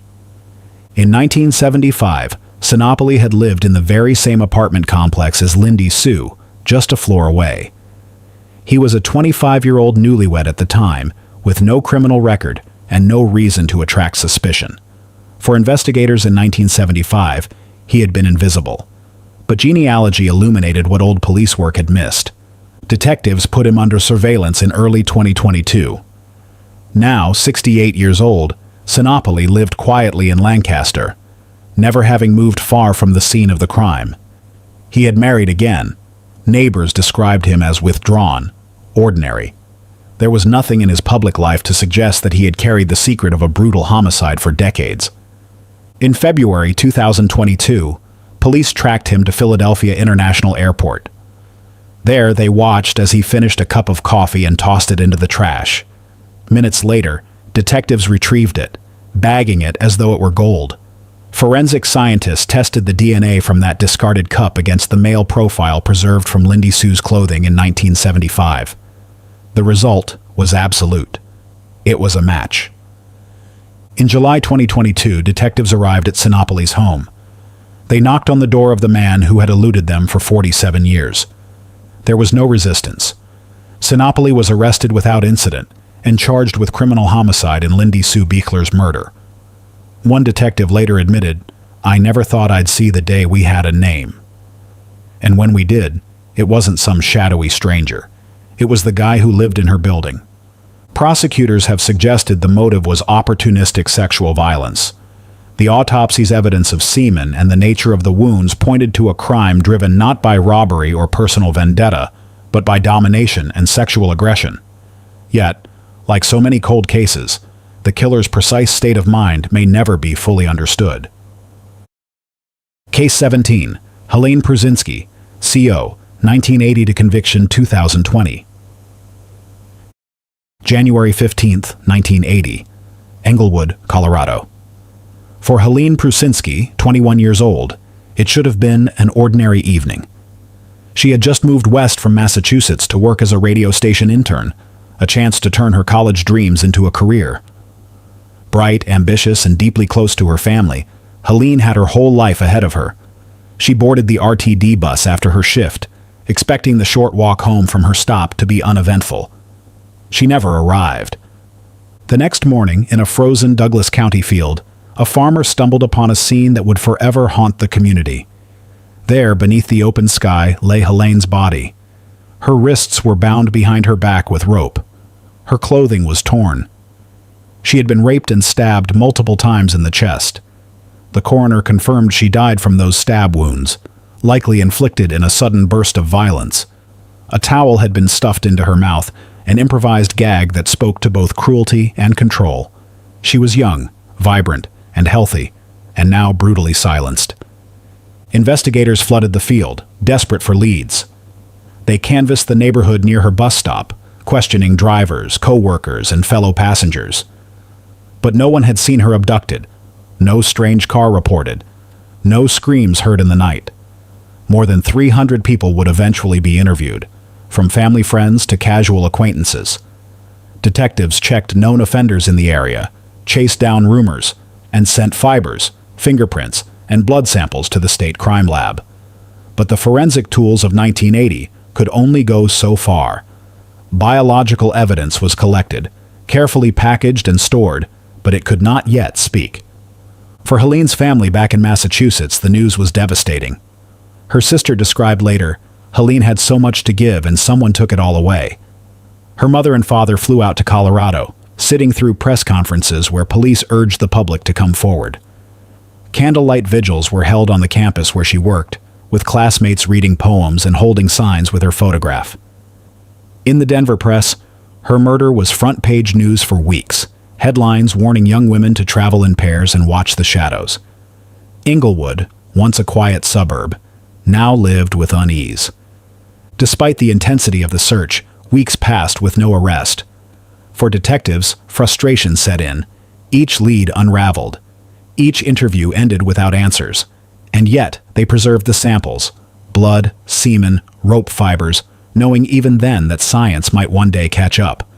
They couldn't have known it would take 40 years. Helene's murder became one of Colorado's most haunting cold cases, her photograph framed in precinct offices as both a reminder and a burden. The Douglas County Sheriff's Office, alongside the Colorado Bureau of Investigation, launched an all-out effort after Helene Prusinski's body was found in January 1980. Detectives interviewed more than 100 people, bus drivers who saw her last, co-workers from the Denver radio station where she interned, and residents who lived near the bus stop. Several men in her orbit were briefly labeled persons of interest, but each was cleared. Even Philip Mann, her host brother, was questioned at length before being ruled out. Despite the manpower, no strong suspect emerged. At autopsy, the coroner documented the ligatures binding Helene's wrists and the trauma from the stabbing. Biological evidence was carefully swabbed and collected, including semen from her body. But in 1980, investigators had only blunt tools: blood typing, hair comparison under a microscope, and fingerprint dusting. None of it narrowed the suspect pool. What detectives did do, perhaps their most important decision, was preserve everything: the bindings, her clothing, and the swabs, sealed in storage with the hope that science might one day catch up. By the mid-1990s, new DNA profiling methods finally revealed a male profile from the semen sample. Investigators uploaded it to CODIS, the national database, only to find nothing. Whoever killed Helene had never been arrested for a crime that required DNA collection. Detectives like CBI agent Jim Parrish and later sheriff's investigator Randy Cantor kept returning to the file, rechecking leads, but the case grew colder each year. For nearly 40 years, Helene Prusinski's case sat in binders and evidence boxes, a murder frozen in time. But in 2019, investigators decided to try something new. They turned to forensic genealogy, a method that had begun cracking cases long thought unsolvable. Using Helene's preserved biological evidence, Douglas County detectives partnered with United Data Connect, a lab co-founded by former Denver District Attorney Mitch Morrissey. The DNA was uploaded into public databases like GED Match, and genealogists began building family trees. Each branch narrowed the circle. Eventually, all paths converged on one man, a name no one had ever suspected before. That name was James Curtis Clanton, who in 1980 had been living in Colorado under an alias, Curtis Allen White. On paper, he had blended in, working odd jobs and keeping a low profile, but his past told a darker story. In Arkansas in 1975, he had been convicted of sexual assault. After serving time, he drifted west, and by the time Helene arrived in Colorado for her internship, Clanton was already there, a predator in plain sight. When she was murdered, he slipped away, eventually relocating to Florida. There, he built the appearance of a quiet life, working as a long-haul truck driver, remarrying, and raising a family. For decades, no one connected him to Helene's death. By late 2019, detectives were watching Clanton closely. Surveillance teams in Florida trailed him, waiting for the chance to collect discarded DNA. It came at a gas station. Clanton tossed away a soda can. Investigators seized it, rushed it to the lab, and waited. The results came back conclusive. The DNA from that can matched the semen recovered from Helene's body in 1980. After nearly 4 decades, the phantom profile finally had a name. In December 2019, deputies moved in. Clanton was arrested in Lake Butler, Florida, stunned as detectives told him they were taking him back to Colorado to face justice. He was extradited to Douglas County, where the charges were read: first-degree murder and kidnapping. For prosecutors, this was historic. One of Colorado's oldest cold cases cracked by science. District Attorney George Brauchler said, "This case is proof that justice may be delayed, but it is never denied." The courtroom in 2020 carried the weight of 4 lost decades. Clanton, now gray-haired and 62, stood before the judge. He agreed to plead guilty to first-degree murder and kidnapping, sparing Helene's family a trial, but forcing them to hear him admit what he had done. As he quietly said guilty, her sister wept. She told the court that the wound had been open for 40 years, and now, finally, there was a name and a sentence. Clanton was sentenced to life in prison without parole. Helene's memory was pulled back into the center of the story. She wasn't just a victim of circumstance. She was a 21-year-old with a gift for words, a young woman who dreamed of journalism and music. Her classmates from Wheaton College said they still remembered her laughter. For them, the conviction was relief, but also a reminder of all she had been denied. For Colorado, it closed one of its most enduring nightmares. And for families across the country still waiting for answers, it offered hope. Because sometimes justice doesn't come in the heat of an investigation. It comes decades later through a strand of DNA left behind and a detective unwilling to let go. Case 18, Potomac River Rapist, DC/MD, 1991-98, arrest 2019. In the early 1990s, Washington, D.C. and its Maryland suburbs were buzzing with growth. Universities, government offices, and research labs attracted young professionals and students from across the country. But beneath that promise, a shadow moved through the streets and wooded paths, a predator who studied routines, waited for darkness, and struck when women least expected. Between 1991 and 1998, at least 10 women were attacked in and around the Capitol. The man who became known as the Potomac River Rapist followed a chillingly consistent pattern. He ambushed women as they returned home or walked alone at night, often from metro stations. He overpowered them with a knife, dragged them to secluded areas, and raped them. Then he vanished into the night. Victims described him as calm, almost businesslike, but utterly ruthless. They remembered his voice, low, controlled, and the sense that he had been watching them for days before striking. At first, investigators treated the attacks as separate crimes. A woman assaulted near Tacoma Park, another in Prince George's County, then one near American University. Each case was haunting, but it wasn't until DNA testing advanced in the mid-1990s that detectives realized the same man was responsible. They now knew a serial rapist was hunting women across the region. Still, without a name to match the DNA, he remained a ghost. The violence escalated on August 1st, 1998. That summer evening, 28-year-old Christine Mirzayan walked home from a barbecue with friends in Georgetown. Christine had just begun a prestigious internship with the National Academy of Sciences. She was known as brilliant and joyful, the kind of woman who left notes of encouragement on her friends' desks and spoke often of wanting to use science to make the world better. Her life was on the cusp of something extraordinary. When she failed to return home that night, friends grew anxious. The next morning, searchers found her body in a wooded ravine not far from the party. Christine had been sexually assaulted and beaten to death. Investigators noted how carefully she had been dragged from the path. The killer knew the terrain and had worked quickly. Her murder was more than another assault. It was a declaration. The predator who had terrorized women for years had now killed. The city's reaction was immediate. Newspapers carried Christine's photo on their front pages, showing a smiling young woman with long, dark hair and bright eyes. Her friends and mentors spoke of her as kind, selfless, and filled with potential. Her murder sent shockwaves through the scientific community, where she had been seen as a rising star. For women across Washington, her death deepened the dread that already defined their daily lives. They began carrying whistles, pepper spray, even walking home in groups.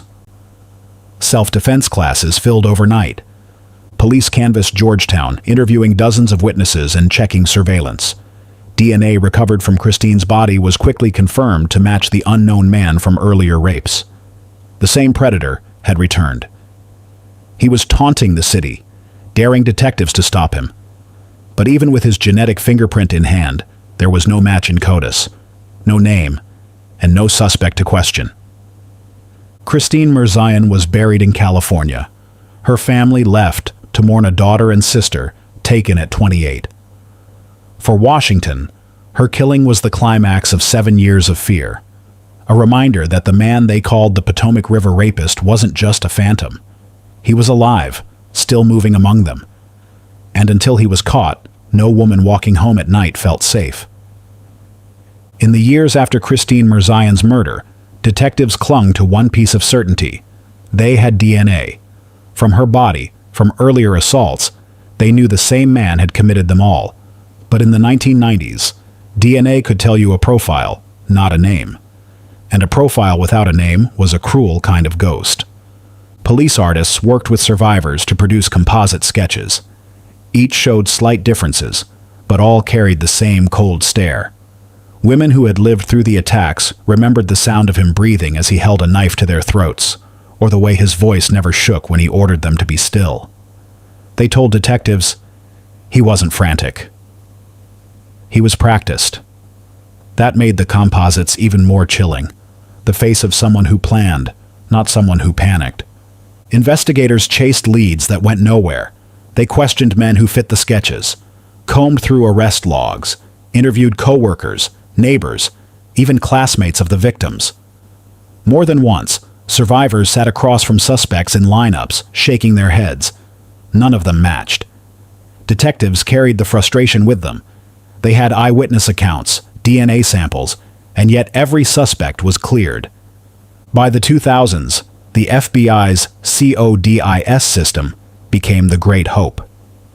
But every time the profile was uploaded, the answer came back the same. No match. The man had no qualifying arrest record. He was invisible in the one system meant to unmask him. One investigator later admitted, "It drove us mad.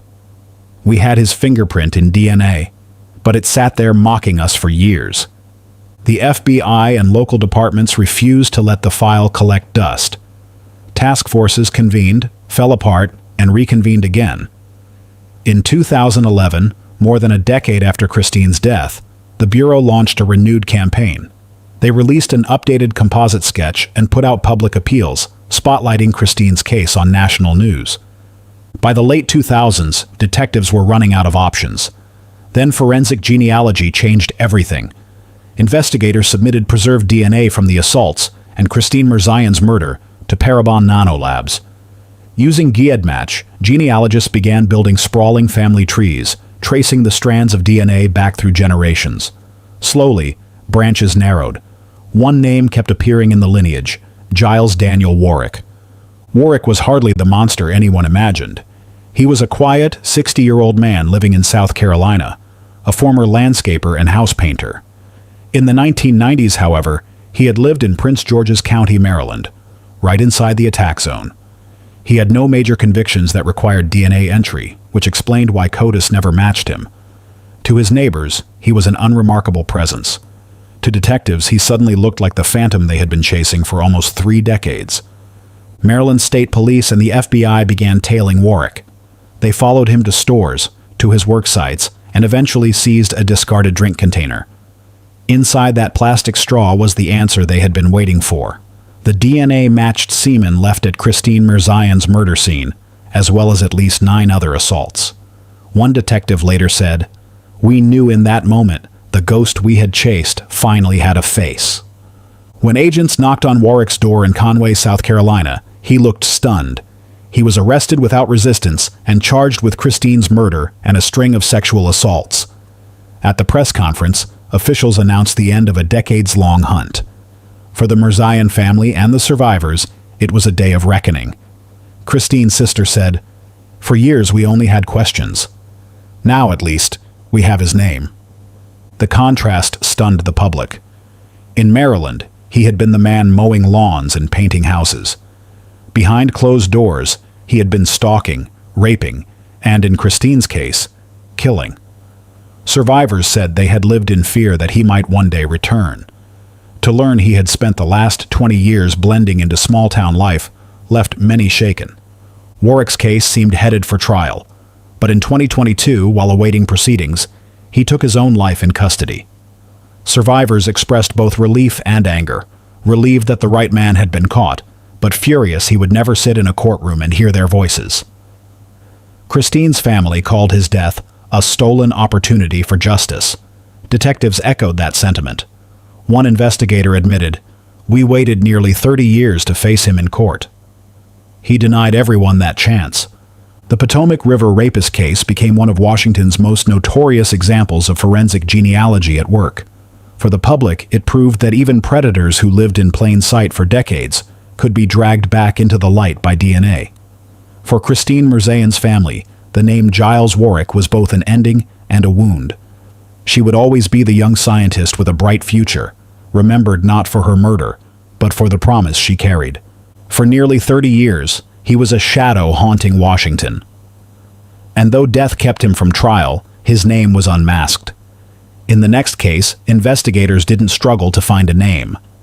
They struggled to prove that the charming man everyone trusted was, in fact, a killer hiding in plain sight. Case 19. Carla Walker, Texas, 1974. Conviction 2021. It was Sunday night, February 17, 1974, in Fort Worth, Texas. Carla Walker, just 17 years old, had spent the evening with her boyfriend, Rodney McCoy, at a Valentine's dance held at Western Hills High School. Carla was a bubbly, popular cheerleader. Rodney was a star football player. Together, they were the kind of couple people expected to last. After the dance, they joined friends for late-night bowling, laughing, eating pizza, and stretching the night just a little longer before the school week began. Nothing about the night suggested it would end in horror. By 1 a.m., Rodney drove Carla home in his Dodge Charger.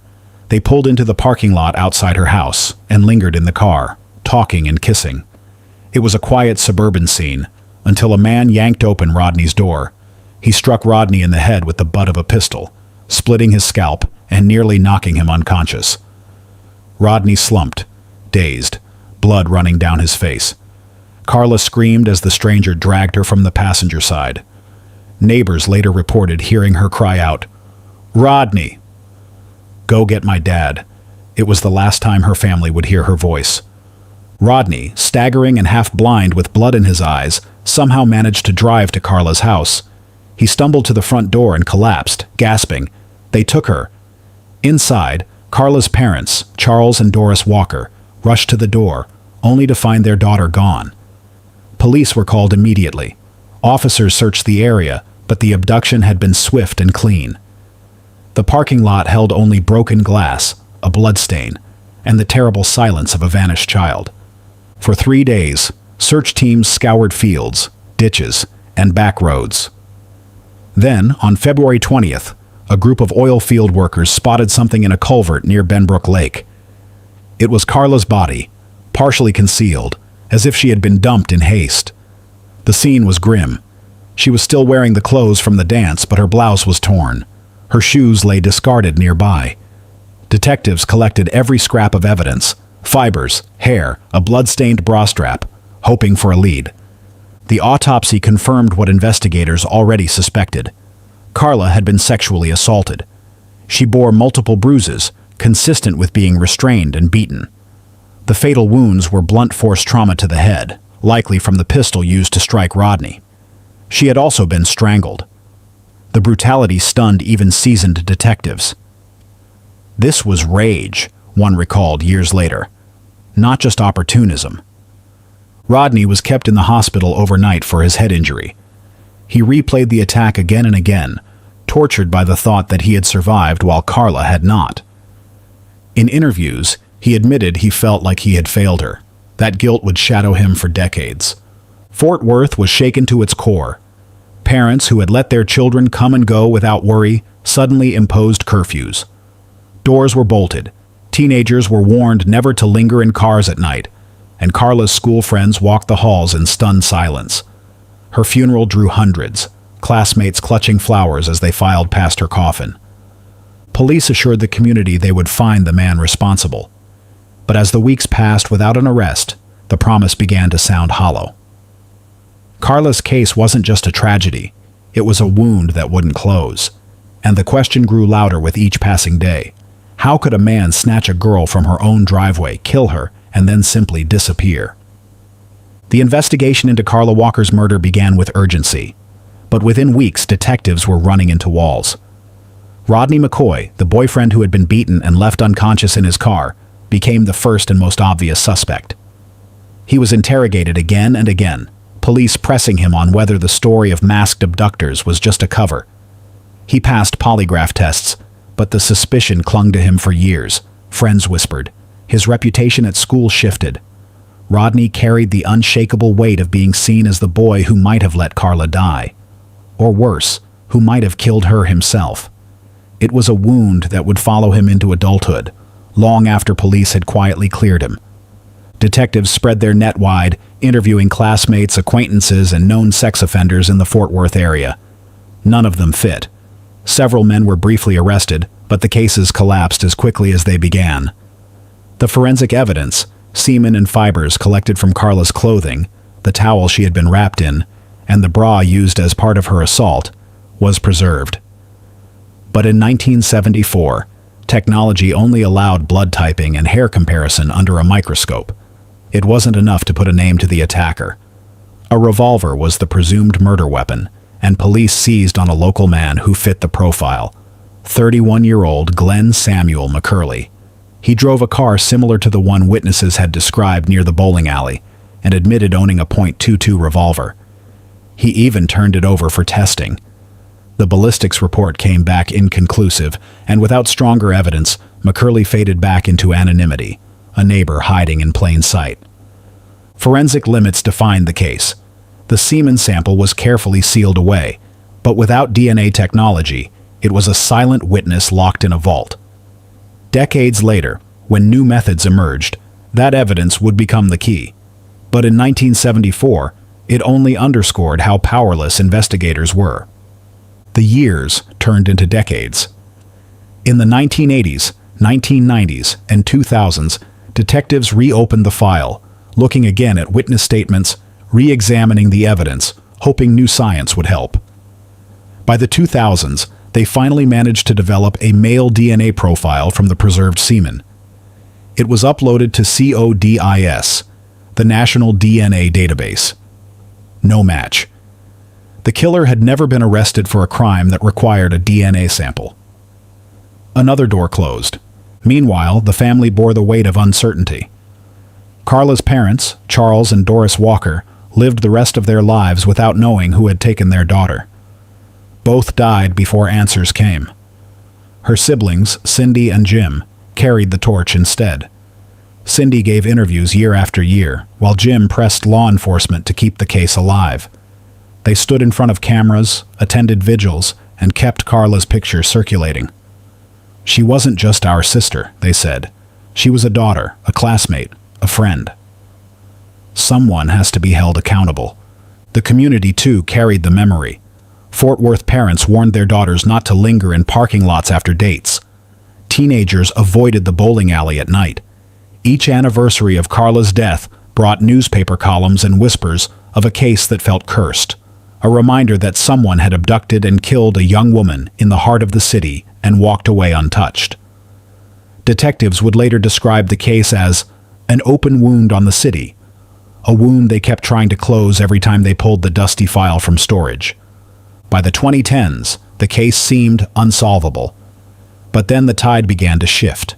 The Golden State Killer case in California, solved through forensic genealogy in 2018, sent shockwaves through law enforcement nationwide. For Carla's investigators, it offered one last thread of hope. They preserved the DNA evidence for decades. Now, they would send it for genealogical analysis. After nearly half a century, the trail wasn't cold. It was waiting. For decades, Carla Walker's murder was the ghost that Fort Worth could not shake. By 2019, the case was nearly half a century old. But detectives knew the key had been preserved all along, a semen sample on Carla's clothing. That year, the Fort Worth Police Department partnered with Othram, a Texas-based forensic genealogy lab. Using GEDmatch, genealogists built out family trees, painstakingly linking distant relatives until a name emerged: Glenn Samuel McCurley.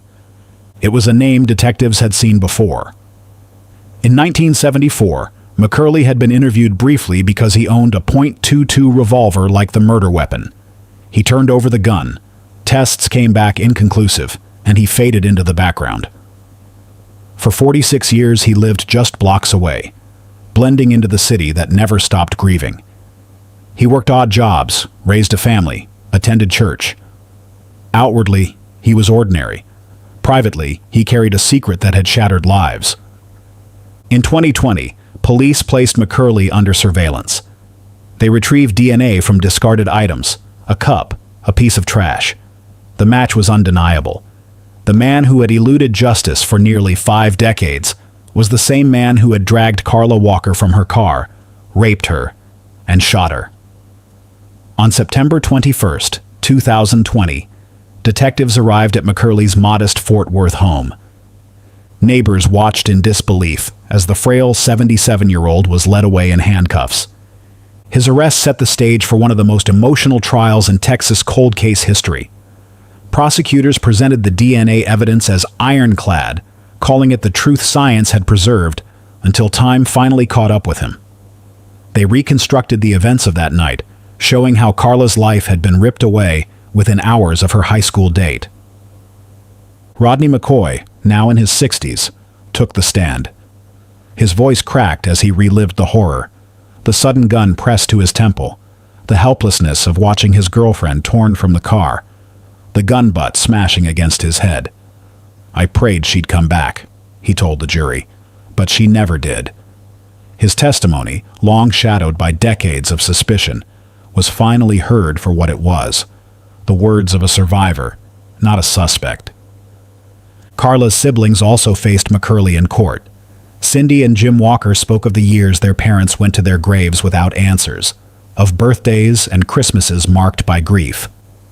Holding a framed photograph of Carla, Jim looked directly at the defendant and said, "We finally got him. After 46 years, we finally got him." At first, McCurley pled not guilty, but the DNA was overwhelming and the testimony relentless. In open court, he changed his plea to guilty. The moment was stark. The man who had lived for decades as a husband and father admitted, at last, to abducting, raping, and murdering a 17-year-old girl. Some in the courtroom wept. Others sat in stunned silence, confronted with the ordinariness of the killer who had lived among them for so long. In 2021, McCurley was sentenced to life in prison without parole. He shuffled out of court in shackles, never again to walk free. For Carla's family, it was not closure. Nothing could bring her back. But it was justice. The city of Fort Worth exhaled. Headlines called it "Justice After 46 Years." Residents who had been teenagers in 1974 said they finally slept easier. Police officers who had inherited the case from their predecessors spoke of relief, saying, "We don't give up on our victims." Carla deserved this. The legacy of the case reached beyond Fort Worth. It became one of Texas's oldest cold cases solved through forensic genealogy, proof that a single preserved sample could unlock the truth decades later. Case 20, Babes in the Woods, Vancouver, 1953, IDs 2022. On January 14, 1953, a city worker clearing brush in Vancouver's Stanley Park stumbled onto a discovery that would scar the city for generations. Beneath a pile of leaves and branches lay a small human skull. As police combed the wooded clearing near Prospect Point, the scope of the horror became clear. 2 children, their skeletal remains laid side by side, had been left to vanish quietly among the trees. The scene told investigators this was no accident. Both skulls showed multiple fractures consistent with blows from a blunt object. Just feet away, officers recovered the likely murder weapon, a rusted hatchet, its handle worn smooth, as if used with deliberate force. It was the first grim confirmation. These children had not wandered into the forest and died of exposure. They had been killed. Their clothing spoke of modest lives. Simple shirts and trousers, leather belts cinched at tiny waists, the sort of garments any working-class family might afford in the late 1940s. But at their feet, investigators found something that made no sense. A pair of women's size 7 shoes. Draped across part of their remains was a fur-trimmed woman's coat. Out of place. Too large. Too adult. Was it left behind by their killer?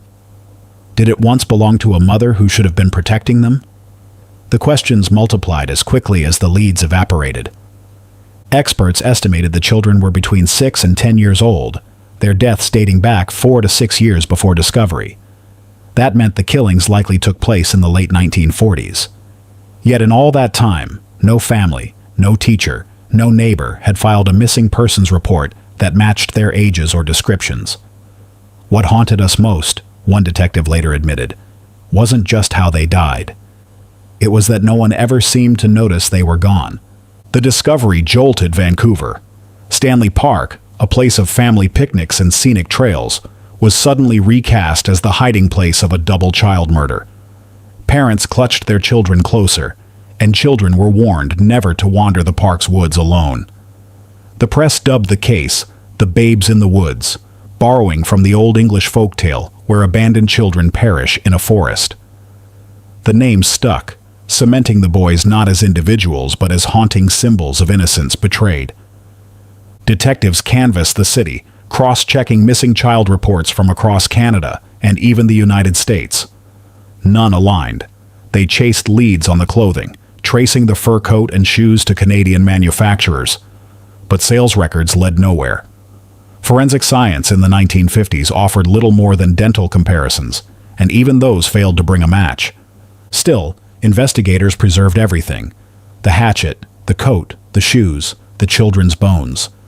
They couldn't know what science might one day uncover, but they were determined the evidence would not be lost. Meanwhile, the city carried on, but Stanley Park never felt the same. Families whispered about the clearing, and the story of the babes in the woods became part of local lore. A reminder that even in a beloved place, horror had unfolded. As weeks turned to months, the trail grew cold.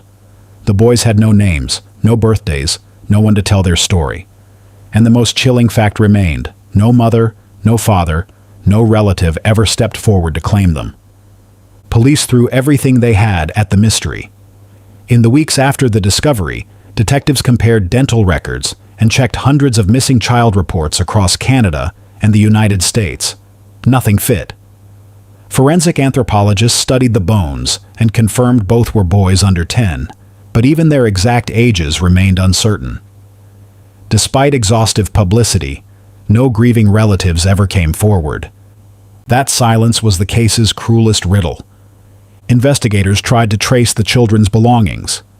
The winter coat was linked to a Canadian manufacturer, and the boys' shoes, women's Oxfords cut down to fit, were circulated in newspapers. But sales records led nowhere, and no retailer recalled selling them. Detectives remarked years later that the clothing felt plucked from anonymity, as if chosen to erase the boys' past as much as their future. In the absence of facts, speculation filled the void. Some whispered the boys might have been refugees from post-war Europe, discarded in a foreign land where no one knew their names. Others believed they had been local children, hidden away to protect a family's reputation.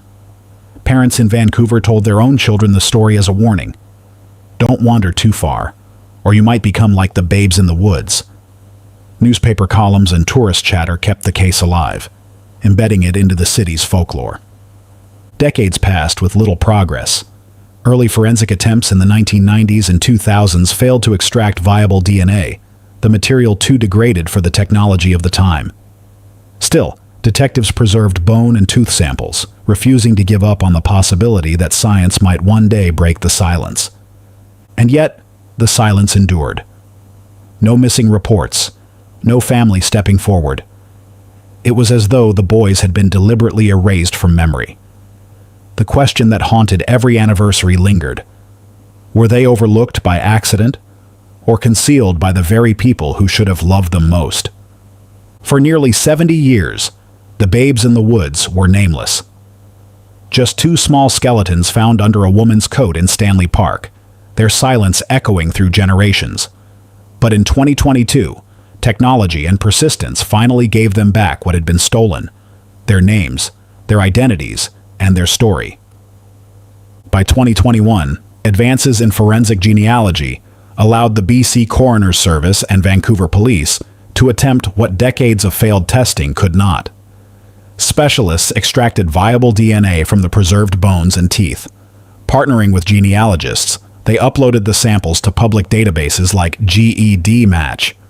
Piece by piece, family trees were built. By early 2022, the branches narrowed to a single family with roots in Vancouver. On February 2022, investigators stood before cameras and confirmed what so many had waited to hear. The boys were brothers Derek and David D'Alton, aged 6 and 7. The D'Altons were not strangers to Vancouver. Derek and David had grown up there, the sons of William Patrick D'Alton and a mother who died young. When she passed, the boys were left in the sole care of their father, a man already known to police. William was remembered as volatile, unstable, and prone to petty crime. Neighbors described him as troubled and reckless with his temper. Police now believe it was William himself who killed his sons, sometime in the late 1940s, striking them with the hatchet later found beside their remains. Why he did it may never be answered. Poverty, desperation, mental illness, or sheer rage. All are possible, but detectives concluded only one thing with certainty. The betrayal came from their own father. Perhaps the most haunting detail was the silence that followed. Because their mother was gone, and William was their only guardian, there was no one left to raise the alarm. No missing persons report was ever filed. The boys simply vanished into William's control, and when he disposed of their bodies in Stanley Park, the world had no mechanism to question where they had gone. For 70 years, investigators were left to chase shadows because no one had officially claimed the boys were lost. When the announcement came in 2022, Vancouver reacted with stunned grief. For decades, the Babes in the Woods had been folklore, told to tourists as a ghost story of Stanley Park. Now, that myth was shattered with a human truth. Derek and David were not anonymous symbols, but real children from a nearby home. Local residents who had grown up hearing the tale described being shaken that the boys had lived in their own community, and that their own father had taken their lives. Surviving distant relatives stepped forward to say they were grateful the boys finally had names and identities restored. As one put it, they're no longer just a story. They're our family. For investigators, it was bittersweet. The case was solved, but the prime suspect, William D'Alton, had long been dead. No courtroom, no cross-examination, no confession. Just the cold certainty that justice had been buried with him. The identification of Derek and David D'Alton stands as one of Canada's oldest solved child cold cases, a triumph of forensic genealogy and evidence preservation. But more than science, it is a story of memory. For 70 years, the Babes in the Woods were stripped of their names, reduced to legend. Now they are remembered as Derek and David, two little boys whose lives were stolen by the very person meant to protect them. We appreciate you being part of this journey.